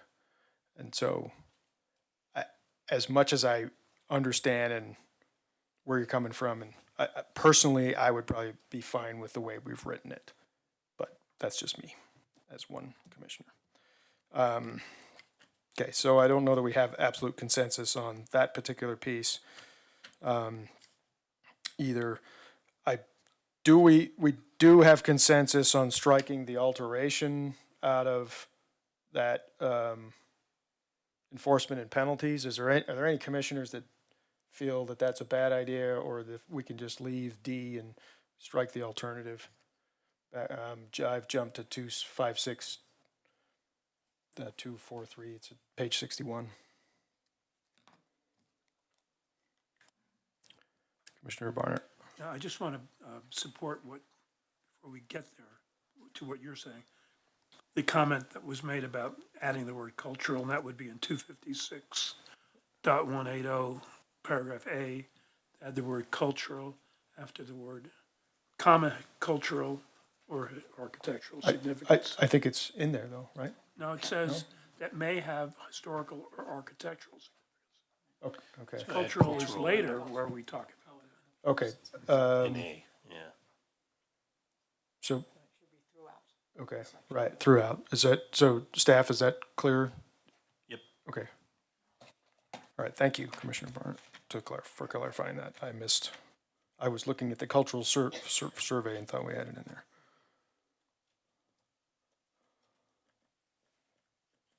Okay. So, I'm just going to comment on the 256240, the very last piece that was added with decision-making capacities. It's my sense that this is the process that we have.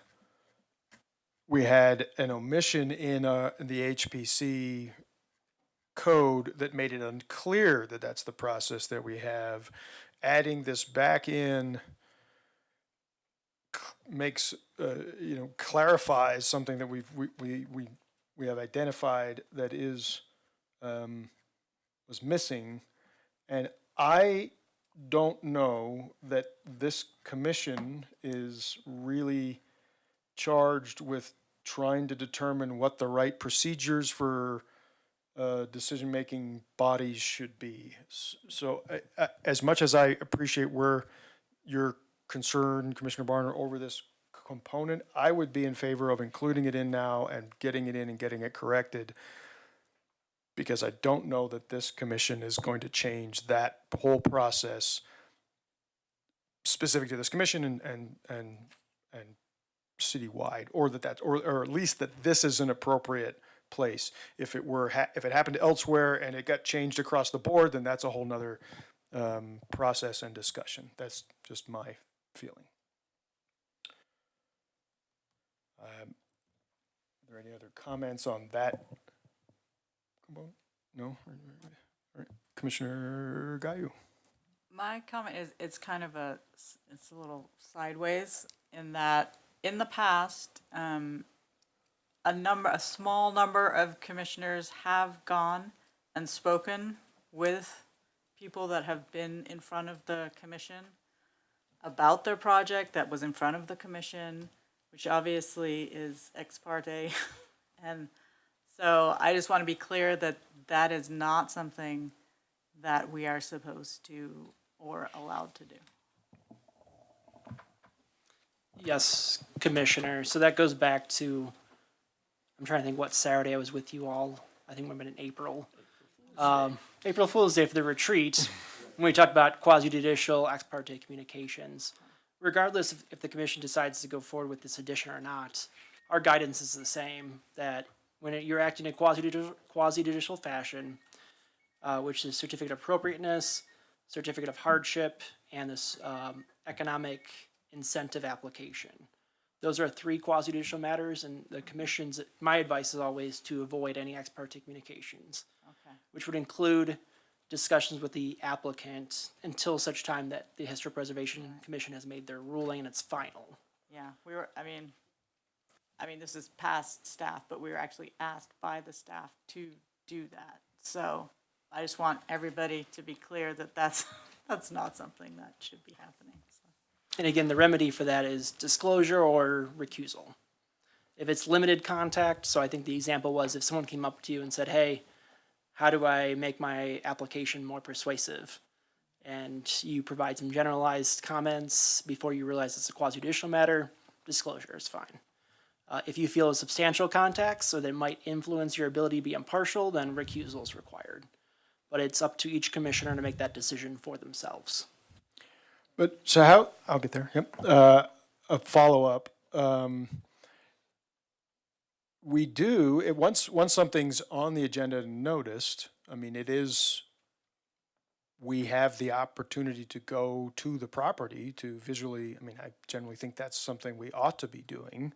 And so if we are going to the property to look, and we obviously can't be, we can't just force, we're not permitted to be inside unless we're invited to be inside, but we are going to the property in order to understand better the property. So where's the line if there's a component that clearly would be better observed from an interior and we're permitted to go inside, are we able to just say, look, I appreciate this opportunity, I would like to see it, but you can't talk to me? Is that right? I mean, how do you handle that? Because you have to be there sometimes. Yep. No, I completely understand. I think site visits was one area of major discussion back in April, because site visits do get difficult. A neighbor comes out and talks to you while you're in the driveway, or the homeowner comes out and talks to you in the driveway. You say, hey, I don't want to be influenced, I don't want to have any improper communication, I'm just taking a look just to better evaluate and make it a better decision. And I think your point, Mr. Chairman, if the homeowner is willing to invite you, I think it's fine to say, hey, can I look inside to get a better view? I can't talk to you, but I just want to get a better view. I think that's fine, but I would still prefer that staff did that, included in a staff report. I'd prefer it was staff doing it as opposed to a commissioner.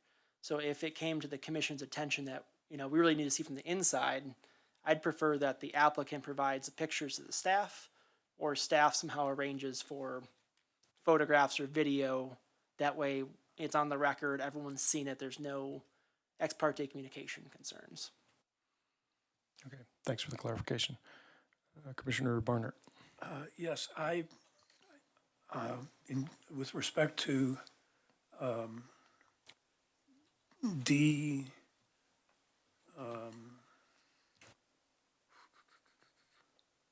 three, it says the commission must not consider ex parte communications. And it says any member of the commission shall disclose any involvement and fully describe it. So on the one hand, it says that it can't be considered. In the next paragraph, it says, well, it can be disclosed. So that's contrary to being considered. If it's disclosed, then it's for the purpose of consideration. That's number one. I think that paragraph needs reworking. I don't care if it was popped in from the Land Development and Planning Zoning Commission. I mean, they might have gotten it wrong. There's no reason why we should get it wrong. All right. Secondly, what was the second point? Sorry, lost it. The idea of if we do have that conversation and we disclose it. Then we're just informed by counsel that we can either recuse ourselves or disclose it, and there's no guidance for that. I mean, if I don't recuse myself, can the commission force me to recuse myself? We know this issue of recusal has come up nationally. With no guidance for it, it's very difficult to have any kind of enforcement. So I'd be interested if staff, I don't really want to get into a long discussion on this. I think this paragraph needs to be rewritten a little bit. And so I'm not prepared. I don't think we should decide on this. I don't think we should decide on this today. I don't think we should decide on the whole section today, but specifically, I think this paragraph has given us incomplete advice on how to act. City Attorney, could you respond to just clarifying what that, at least the very first question? So the very first question, the way I'm reading it is the commission must not consider ex parte communication. That's the rule. The exception is if somehow you came across inadvertent ex parte communication, you shall disclose it. I don't think those 2 points are contrary to each other. It's saying don't do it. If it happens, you have to disclose it. Is how I'm reading it, and I think that's how it should be read. Chairman, that's not what it says, okay? It doesn't say don't do it. It says the commission may not consider it. It doesn't say a commissioner may not do this. To do what Mr. Terrell is suggesting, it would have to be a specific admonition in law telling a commissioner that a commissioner may not have any ex parte communication. Okay. Commissioner Jacoby. Can we substitute for must not consider, just say should avoid? The commission should avoid ex parte communication. Maybe that would clarify it enough for you, Doug, and maybe that would, because you still would have to recuse. It doesn't deal with the recusal issue, but it would maybe clarify things.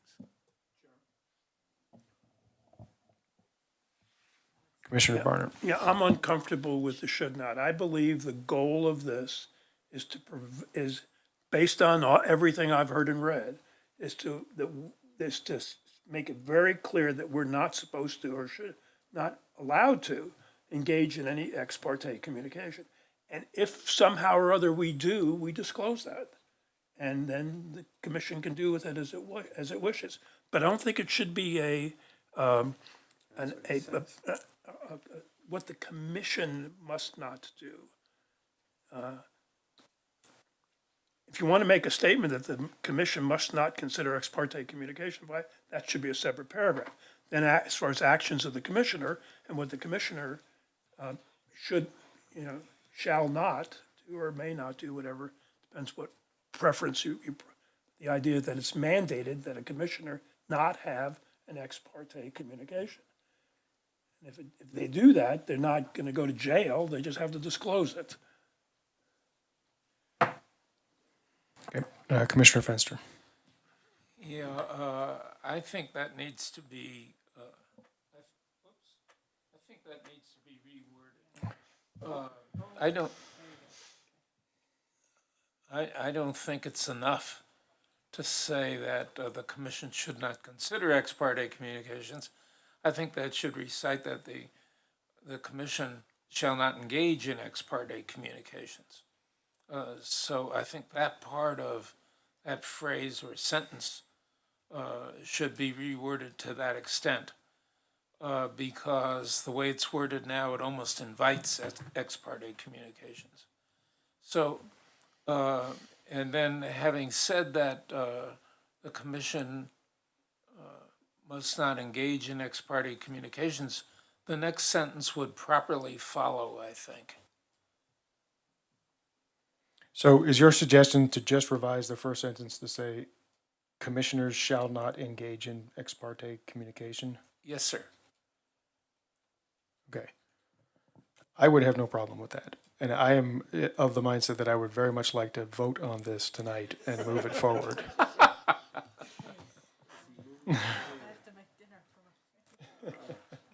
Chairman?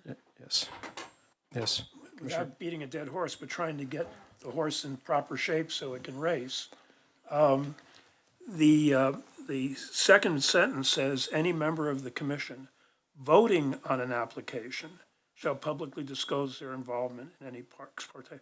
So basically, if I say, okay, I don't want to vote on this application, so I'm not going to vote on it, so I'll go have an ex parte communication, and I'll sit with the person and I'll work with them, and you could have two commissioners go and do that. It still wouldn't be a meeting. They could have that discussion and they just agree they wouldn't vote on it. Because the only condition here for an ex parte communication is if you're voting on an application. Okay, I mean, I'm not sure you're right, that's a loophole, but I don't know how I don't know that we need to rewrite the language to try and prevent that. I think everyone who's on this commission's generally good and, they're well-intended, so that, I guess I don't personally have a I would just fear of delete that. the words Yeah. voting on an application. They're not needed. Any member of the commission shall publicly disclose their involvement in ex parte communication, period. So the commissioners shall not engage in ex parte communication. Any member of the commission shall publicly disclose their involvement. I mean, can we please, yeah, okay, go ahead. Let's see, Commissioner Gayu. So, what this is saying is if you want to participate in the discussion of the application, but not vote on it, then you have to disclose your ex parte communication. If you'd like to recuse yourself, you don't have to disclose anything. You can just step out of the room and not participate. So there's kind of three positions you can take. You can not have the ex parte and vote and discuss. You can have the ex parte, disclose it, discuss but not vote, or you can recuse and take yourself out of the situation altogether. Which is why it needs to be rewritten, because No, that's exactly what it's saying. That's- Okay, right? hold on. This is not an open discussion. Okay, thank you. Commissioner Fenster has the floor. Yeah, I think that needs to be reworded. I think it should recite that the commission shall not engage in ex parte communications, and then the next sentence should recite that any member of the commission shall publicly disclose any involvement in ex parte communication and shall recuse. I don't think you can engage in an ex parte communication and not recuse. I think that's mandatory. I would disagree with that, actually, yeah. I think you could have what amounts to, because we've unwittingly done it. And it did not adversely affect the outcome or the procedure. It was a minor, I think you have to give some allowance for commissioners to acknowledge a minor, a minor pass. Say, de minimis non curat lex. So if it's a minimal communication, I'm not sure it even needs to be disclosed, but I'm talking about communications of substance where I think the commissioner should recuse. Okay. Okay, I'm going to call for a vote on this. We have essentially, if we've got 1, 2, 3, 4, 5, 6 items that would potentially be changed. The first one would be the percentages in 256070. The second would be that wordsmithing of managing architectural character and integrity in the same. The third would be the 50-year designation and whether any of that language should change. The fourth would be this notion of adding cultural significance to architectural, and I don't have the code written down, but I'm hoping staff has. And then if there's any changes proposed to the language of this last section in D, And I would prefer to get a motion on the floor and work through it tonight.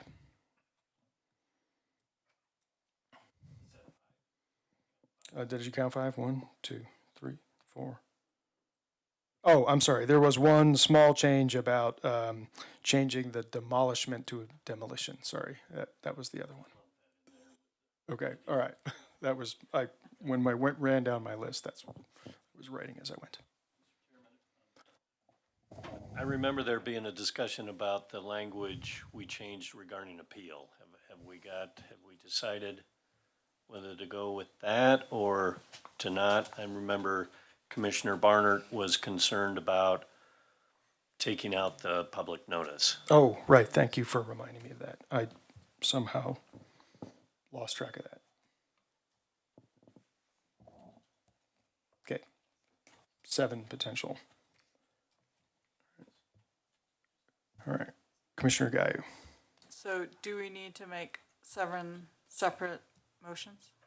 No, one motion that would include whatever proposed changes. Can we break it into non-controversial and controversial so that we're not here all night picking at the one thing that people care about? We can try to have that discussion prior to making a motion, I suppose. If we, I think we have 2. The wordsmithing is no one questions. So 3 of those are just wordsmithing. So then we have the percentage, 51 something other. Can we take straw polls? Is there any? Is there an issue with that? Yeah, okay. It's part of the discussion, yeah. So All right. maybe we can take a straw poll on each of those ones, and then we can figure out which ones we can just All sweep right, thank you. aside and- Thank you for that. Let's just go down. We'll skip if we can just skip the mic, because it's going to take forever. Just from this end, percentage. I'm good with 51. 51. 51? Okay, 51. So 51 is the percentage that would be put in 2.56070. There are 2 places where that occurs, and that would align with the 51 in paragraph F or whatever that was. Okay. The next component was the 256-180, which has to do with whether or not we ought to have a blanket 50-year and outside the subdivision have a filter, or whether we ought to make it 50 years within the original subdivision and some greater number of years outside the original subdivision, period. And then that, just so everybody understands, that would trigger paragraph B, which is a liaison, and some member of the council reviews a permit application to see if there's historical significance. So we'll go the other way. Thank you. Okay. Okay, I would probably keep it the way it is. As written. As written. You're good as written. Okay, all right. So, it appears as written is our straw. Okay, then I've lost track of exactly where that notion. There, I found it again. Okay, the appeal in 256-210 D1 did note an appeal hearing given according to this chapter, excluding the requirement to publish in a newspaper of general circulation. So if that were to be stricken, does that, what does that do process-wise from an appeal? Does it change anything or not? Do you read the legal ads?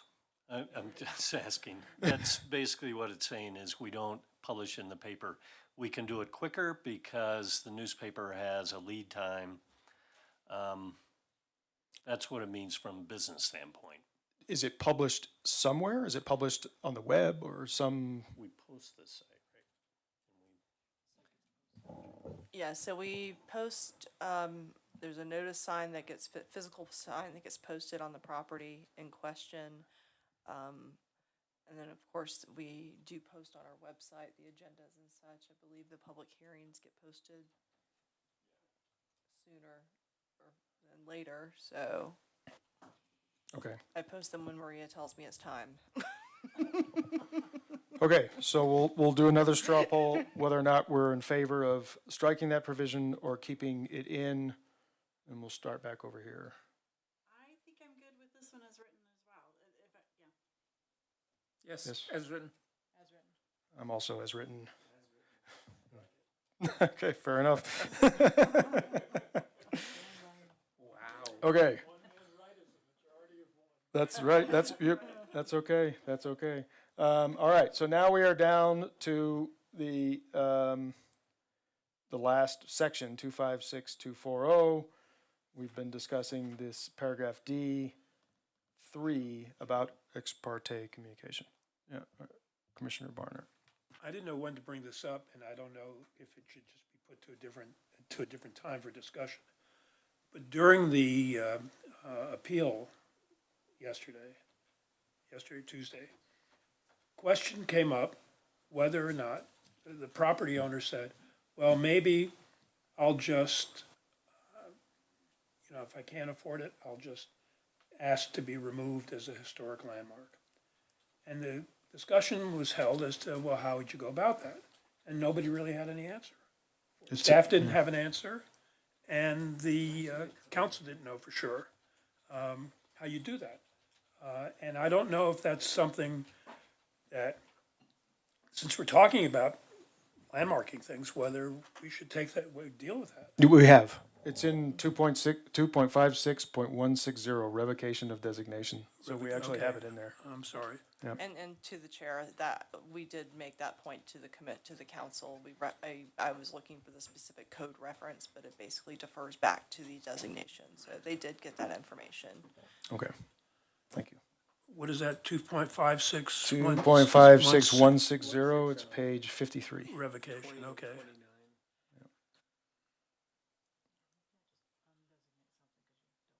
We're talking about a homeowner revoking his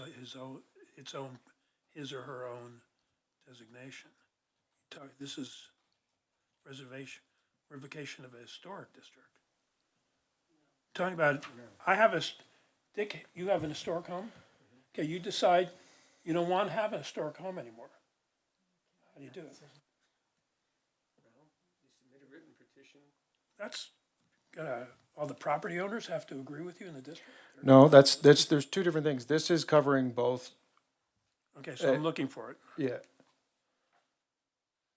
Just revocation of a designation. And so the designation refers to both the landmark designation or a historic designation. So this is covering, if I understand it correctly, and City Attorney looks like you want to respond there, please do clarify. Yeah, no, exactly. That first sentence, a petition for revocation of a designation may be submitted by the commission, council, or the owner of the property, or owners of the property. The second sentence deals with the historic district. So rather than have a revocation section for district and property, it's just the same paragraph. There is a process for both.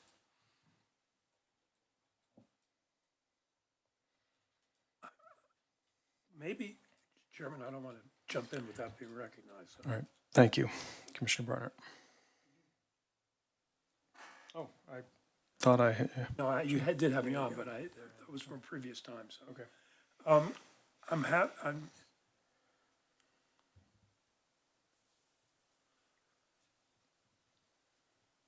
Okay. All right, it seems to be that A is dealing with two completely different things. And it's kind of a jumble as to which one applies to which.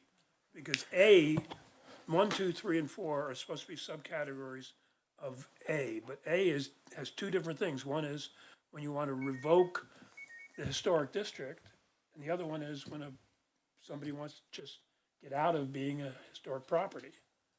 And then, I don't think it reads. Okay. Commissioner Gayu. So what it's saying is that, I mean, the procedure is the same, whether it's for an individual property or a historic district. Procedure's the same. It's just, if it's an individual property, the revocation can be either us, the commission, the city council, or the owners of the property. But if it's a historic district, then 51% of the people who own property in that district have to agree to put the revocation forward. But once you get past that second sentence, everything else is the same, whether it's an individual property or a historic district. That's why it's lumped together, because it's the same thing. Thank you. Commissioner Jacoby. This brings up the issue that I mentioned, I forget how many meetings ago. Maybe we should consider consequences for revocation of a designation. An owner of a home could apply for designation. They can save literally thousands of dollars on permits and taxes with improvements, and then they can decide they want further improvements that aren't approved and say, oh, here's your plaque back with no consequence. And I think that maybe, I mean, we don't necessarily, again, it's private property, we don't want to handcuff them necessarily in one way or the other. In this current house, this woman bought this house 2 years ago, and she knew it was historically designated. She could have read the restrictions on this. You know, I think you could say she has a difficult argument, but if she decides, it's her home, if she pursues this, you know, should there be some kind of consequence for that? It's too late for her, but I think it's something we should consider in the future. Thank you.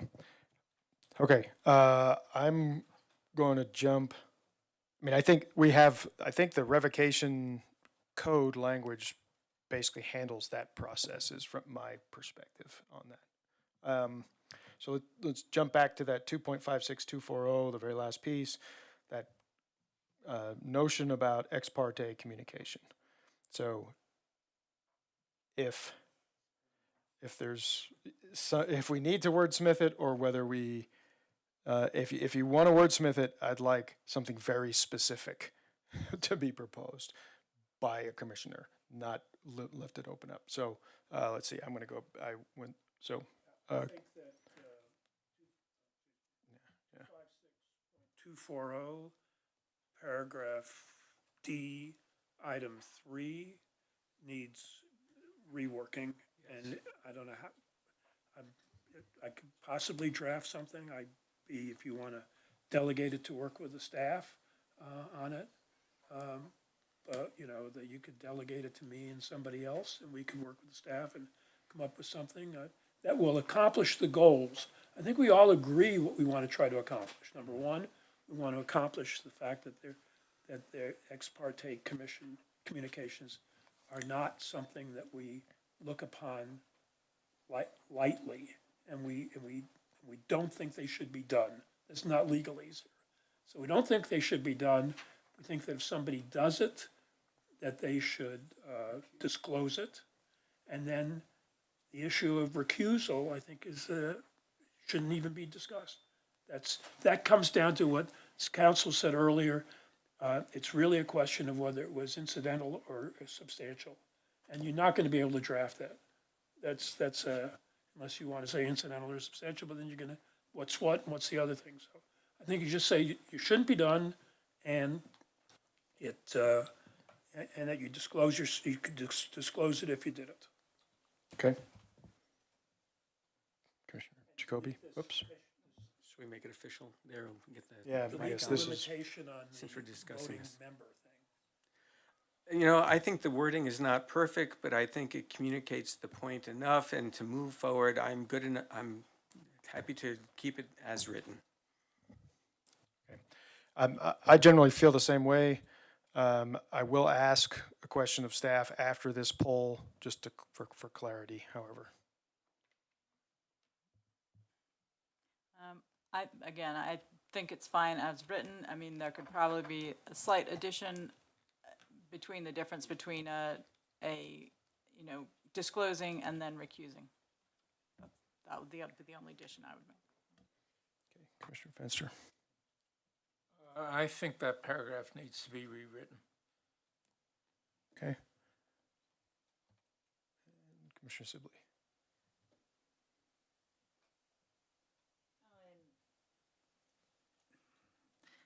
Yeah, the only thing that I really had to add, and it was already talked about, was that you may recuse yourself. I don't know that you have to. Other than that, I'm fine. Yeah, I don't have a big problem with this. A little bit of wordsmithing, I guess, is it. So. Okay. Okay, so that's the only thing that is even remotely up in the air at this point. I would really prefer not to push this off until next month. So is there any mechanism that we have to suggest that, Commissioner Barnes suggested that perhaps, we could dedicate or assign a council person to work with staff to get the language to where they were happy with it. I don't know if we can make that part of a motion. It feels a little muddy, but I would like to ask if that's a possibility. Well, first, I guess the risk would be, does it become substantial enough that we feel everybody ought to see it? And I think I counted 4 folks that like it as written, I guess. So maybe just call the question. I understand. I was counting as well, but I also want to put the question out there formally. I don't know if Jeremy has something to add. I'm not familiar with the mechanism for that. I don't know how we do that. I'd be concerned about one commissioner or 2 commissioners and a staff member taking authorship and possibly changing what that says. I will reiterate that, again, this is just from the Land Development Code. I understand that people don't like what it says, but it's consistent with what it says for planning and zoning. And the last point is just that we're still just a recommending body for these code changes. So if City Council decides they want to rework that section, we can rework it and then redo it with planning and zoning as well. Right. Okay. Thank you. Okay. I would like to call for a motion. Is there anyone, if there's anyone here that would like to make it, I would entertain it. Okay. Commissioner Gayu. I'll motion that we change the 75% to the 51% in section 2.56.070, and that we leave, well, that's as written, so that's fine. So what else? A slight wordsmithing on changing architectural character to, or the character integrity to architectural character and integrity. You know what I'm saying. Strike the alternative from section that you know which section it is. And and then we are adding cultural to historic and architectural significance, and I believe we are leaving everything else as written. Okay. I have a motion. Do I have a second?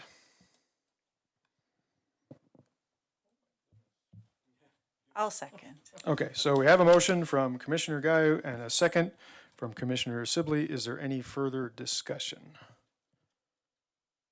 No. I will then call for a vote. All in favor? Yep. Ask for a roll call vote? Sure. Well, we can do a roll call vote. So Commissioner Sibley? Yes. Commissioner Fenster? Opposed. Commissioner Gayu? Yes. Commissioner Fenster? I'm sorry, gosh, it's getting late. Commissioner Jacoby. Mr. Fenster's over there. Yes, approved. Okay, Commissioner Barnett? No. Okay. And as a chair, I vote yes. So the motion passes 4-2. All right, thank you all for your participation and all the discussions, and for staff for walking us through all this. Okay. We do have a couple of other agenda items. The next one was a discussion of quasi-judicial decisions and commission bylaws.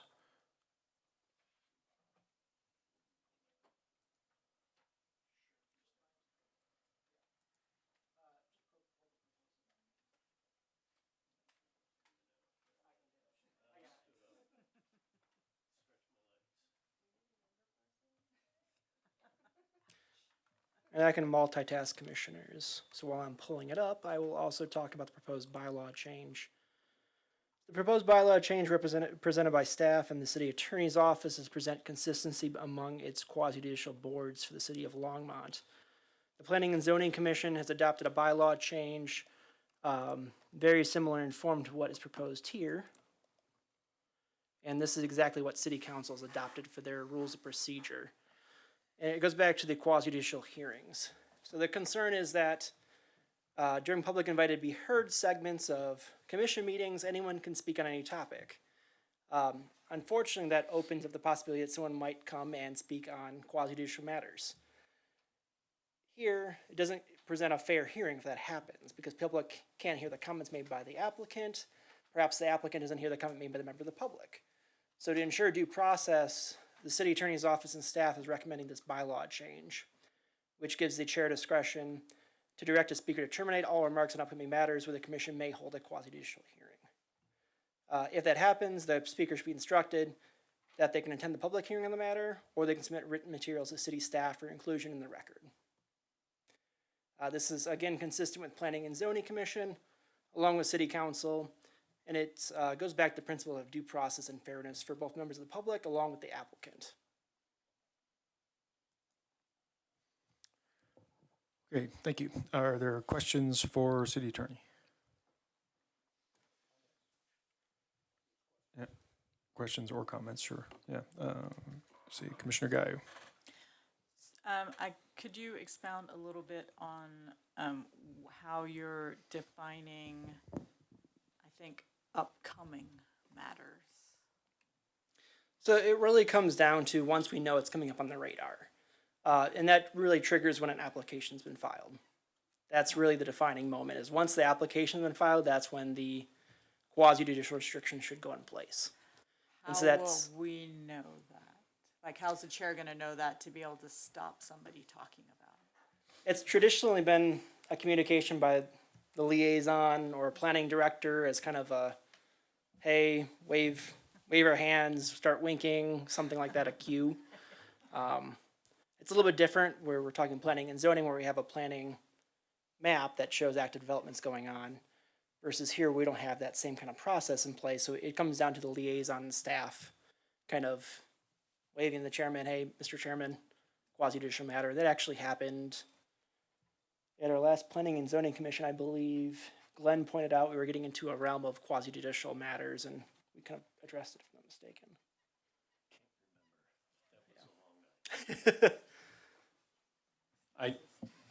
I do know the city attorney also notifies city council. I think when we get an application for quasi-judicial, and we can certainly do that with you as well. When we know, send you an email, hey, just so you know, where you have an application on whatever it is.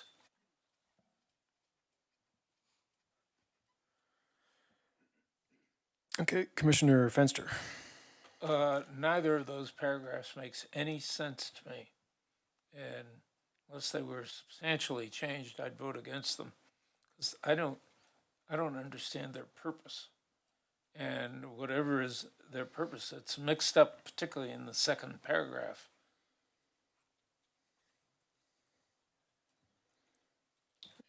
Commissioner Barnard. Yeah, I think this whole thing is overkill, and I don't think it's, and I think it's unclear, and it puts burdens on us, especially in the issue of upcoming matters. Yeah.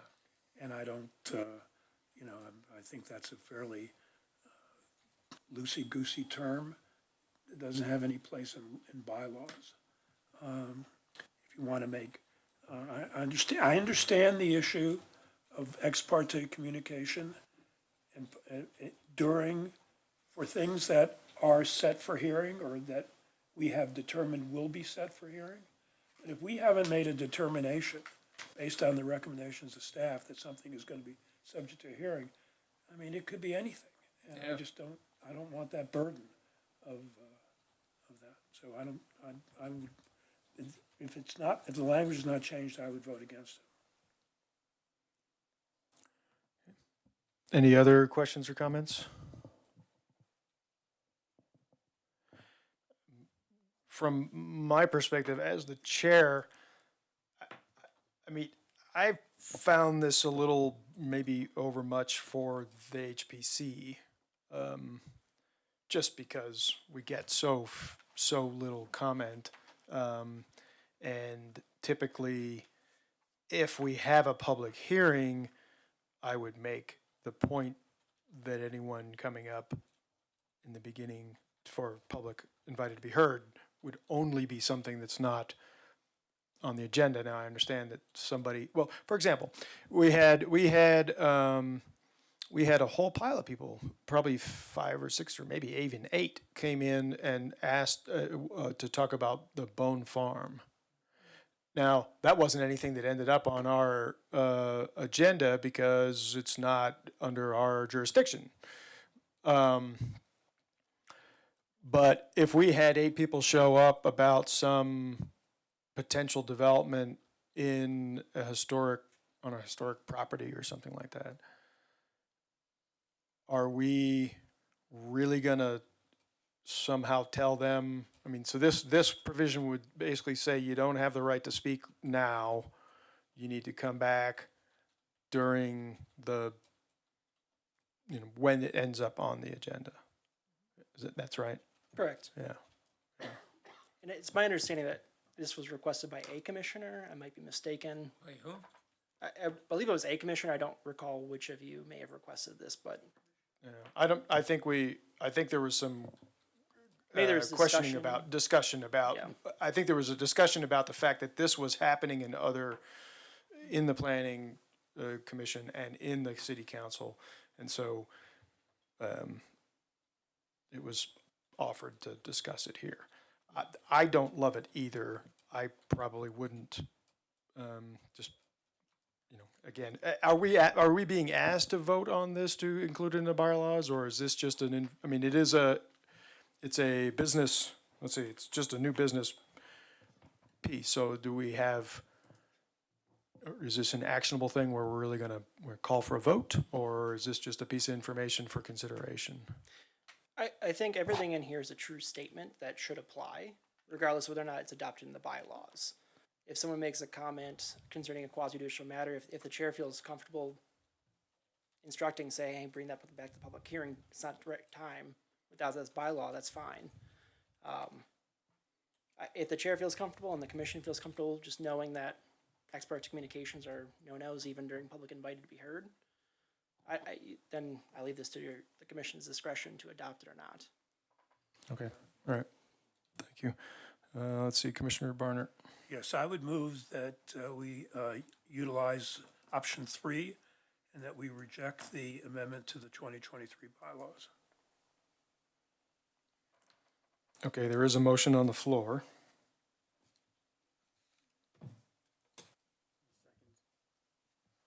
I second it. Okay, so we have a motion on the floor to not to include the proposed amendment in the bylaws, seconded by Commissioner Jacoby. No. Yep, didn't? No, motion to reject the amendment to the bylaws by Commissioner Barnett, seconded by Commissioner. Yeah, all right, so, okay, thought that's what I said, but I'm getting tired. Yes, the motion was by Commissioner Barnett, second by Jacoby. Any discussion?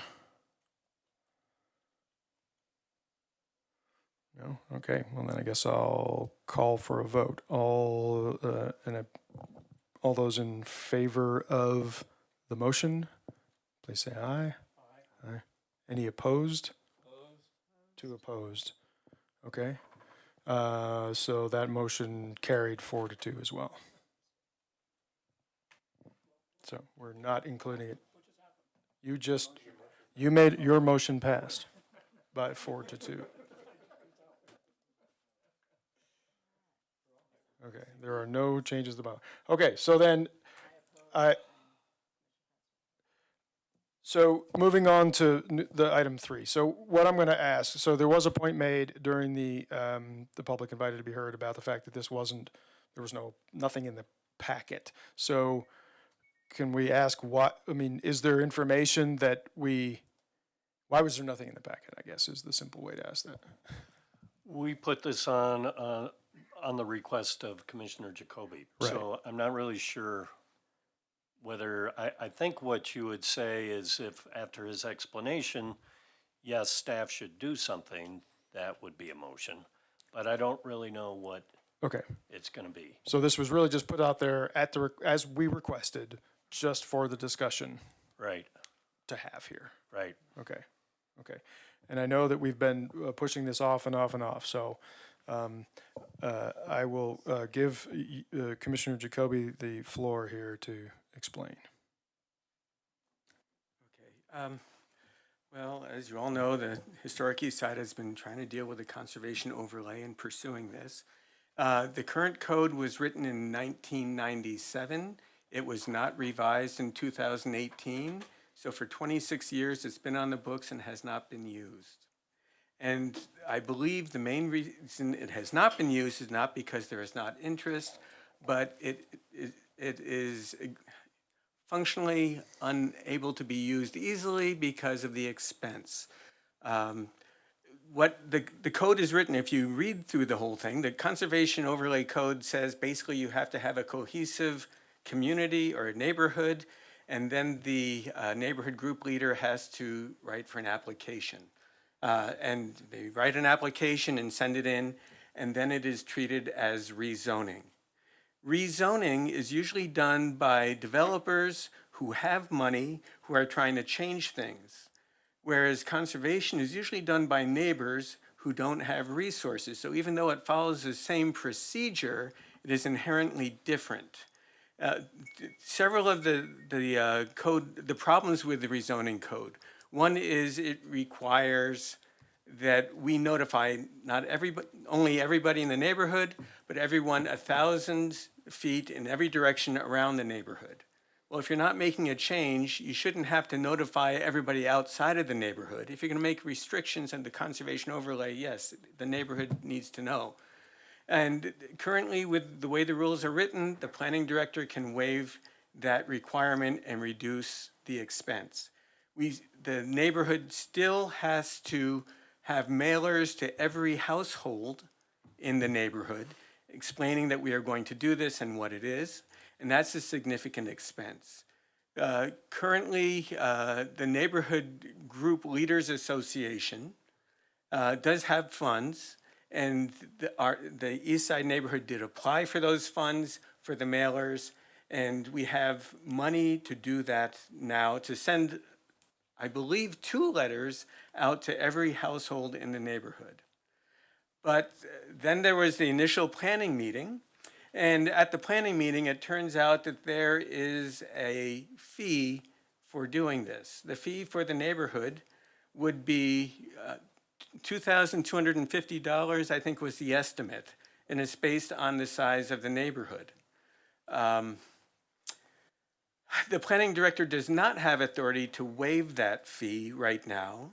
And so what I am simply asking is that we make a recommendation while we're putting these code changes in, that the planning director has the authority to waive that fee so that neighborhoods could pursue a conservation overlay if they decide to.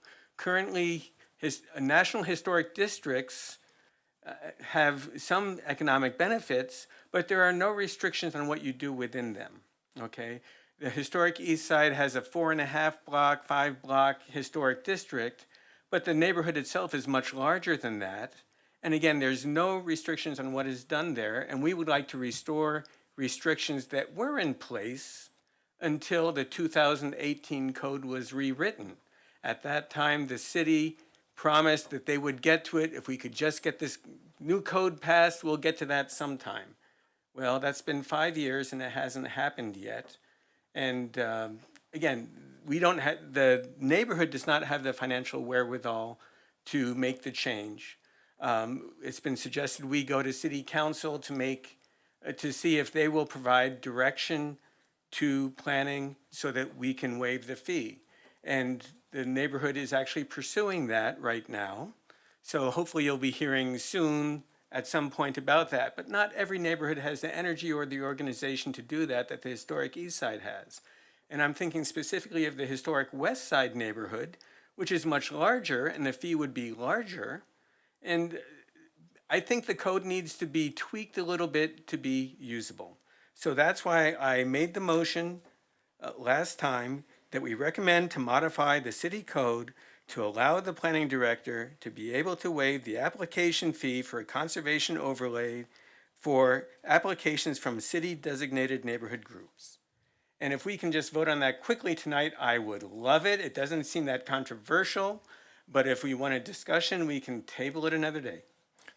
I don't think there's any reason to table it. I wanted to put Great. it on the agenda so that there was an opportunity to Excellent. discuss it as an agenda item instead of during HBC comments. Excellent. So that it's I gonna be made the more formal. motion. Yes. Would someone Yeah. like to second? No, that? hold on. That was, you just described your motion from last time. I would like to open the floor to any other commissioners that have a question about this.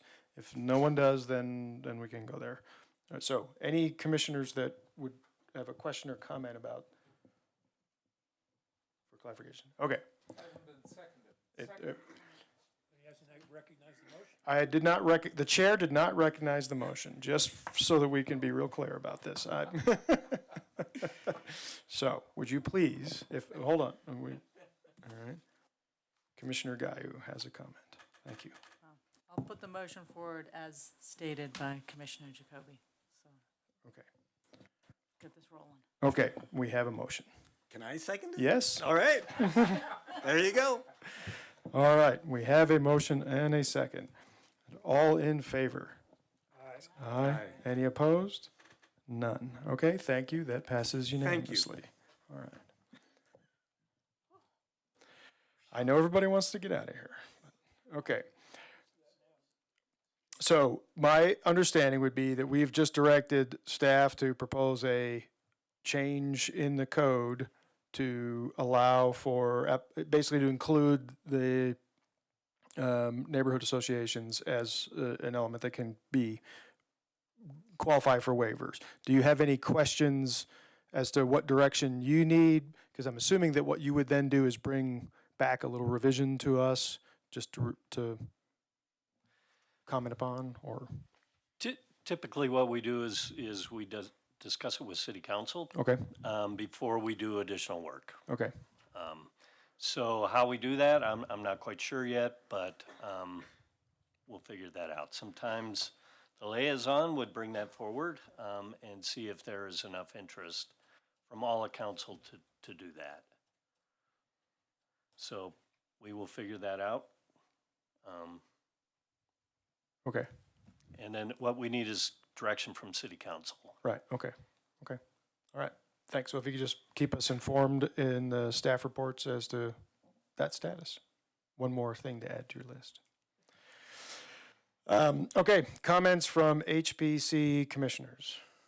Anybody have anything else they'd like to add this evening? Commissioner Barnard. Yes, first I want to thank the city of Longmont for paying the registration for my trip to La Junta for the Saving Places Conference. I just want to report to the commissioners that it was a fantastic conference. It was the equivalent of a full statewide conference. People from all over there that great panels, great presentations, and I've got to tell you that I thought I knew something about the state, but I really learned a lot about what the importance of the southeast section of Colorado was and why it was so critical, being the joinder of two railroads, and how the town grew and grew and grew, and then it fell and fell and fell and fell. And how the main message I got out of it was when the town was down, they all got together and said, how do we get back up again? And the answer was historical significance. So they went around and they found all these historical significant things, and they applied for grants, and they got lots of money, and they were able to build the town up, and now it, you know, it's you get a lot of meetings there, a lot of people coming there, and so it was a validation of the work of historical preservation, that it's not just something that we do and it's nice and you get labels and all that. It actually can have a significant impact on the development of your community. Great, thank you. Any other comments? Seeing none. Comments from City Council representative. And thank you, Chair Lane. One thing that was not mentioned earlier in the meeting about some of the things that happened at City Council was that a motion was passed that the conservation overlay be brought back before City Council, and it was conditioned on HPC making a recommendation before it comes to City Council. So just to let you know, I'm sure that'll come to your agenda at some point, and we're waiting on your recommendation before we take up the issue again. Otherwise, thank you all for the work you do. Thank you. With that, I would entertain a motion to adjourn. All in favor? Aye. We are adjourned. Thank you.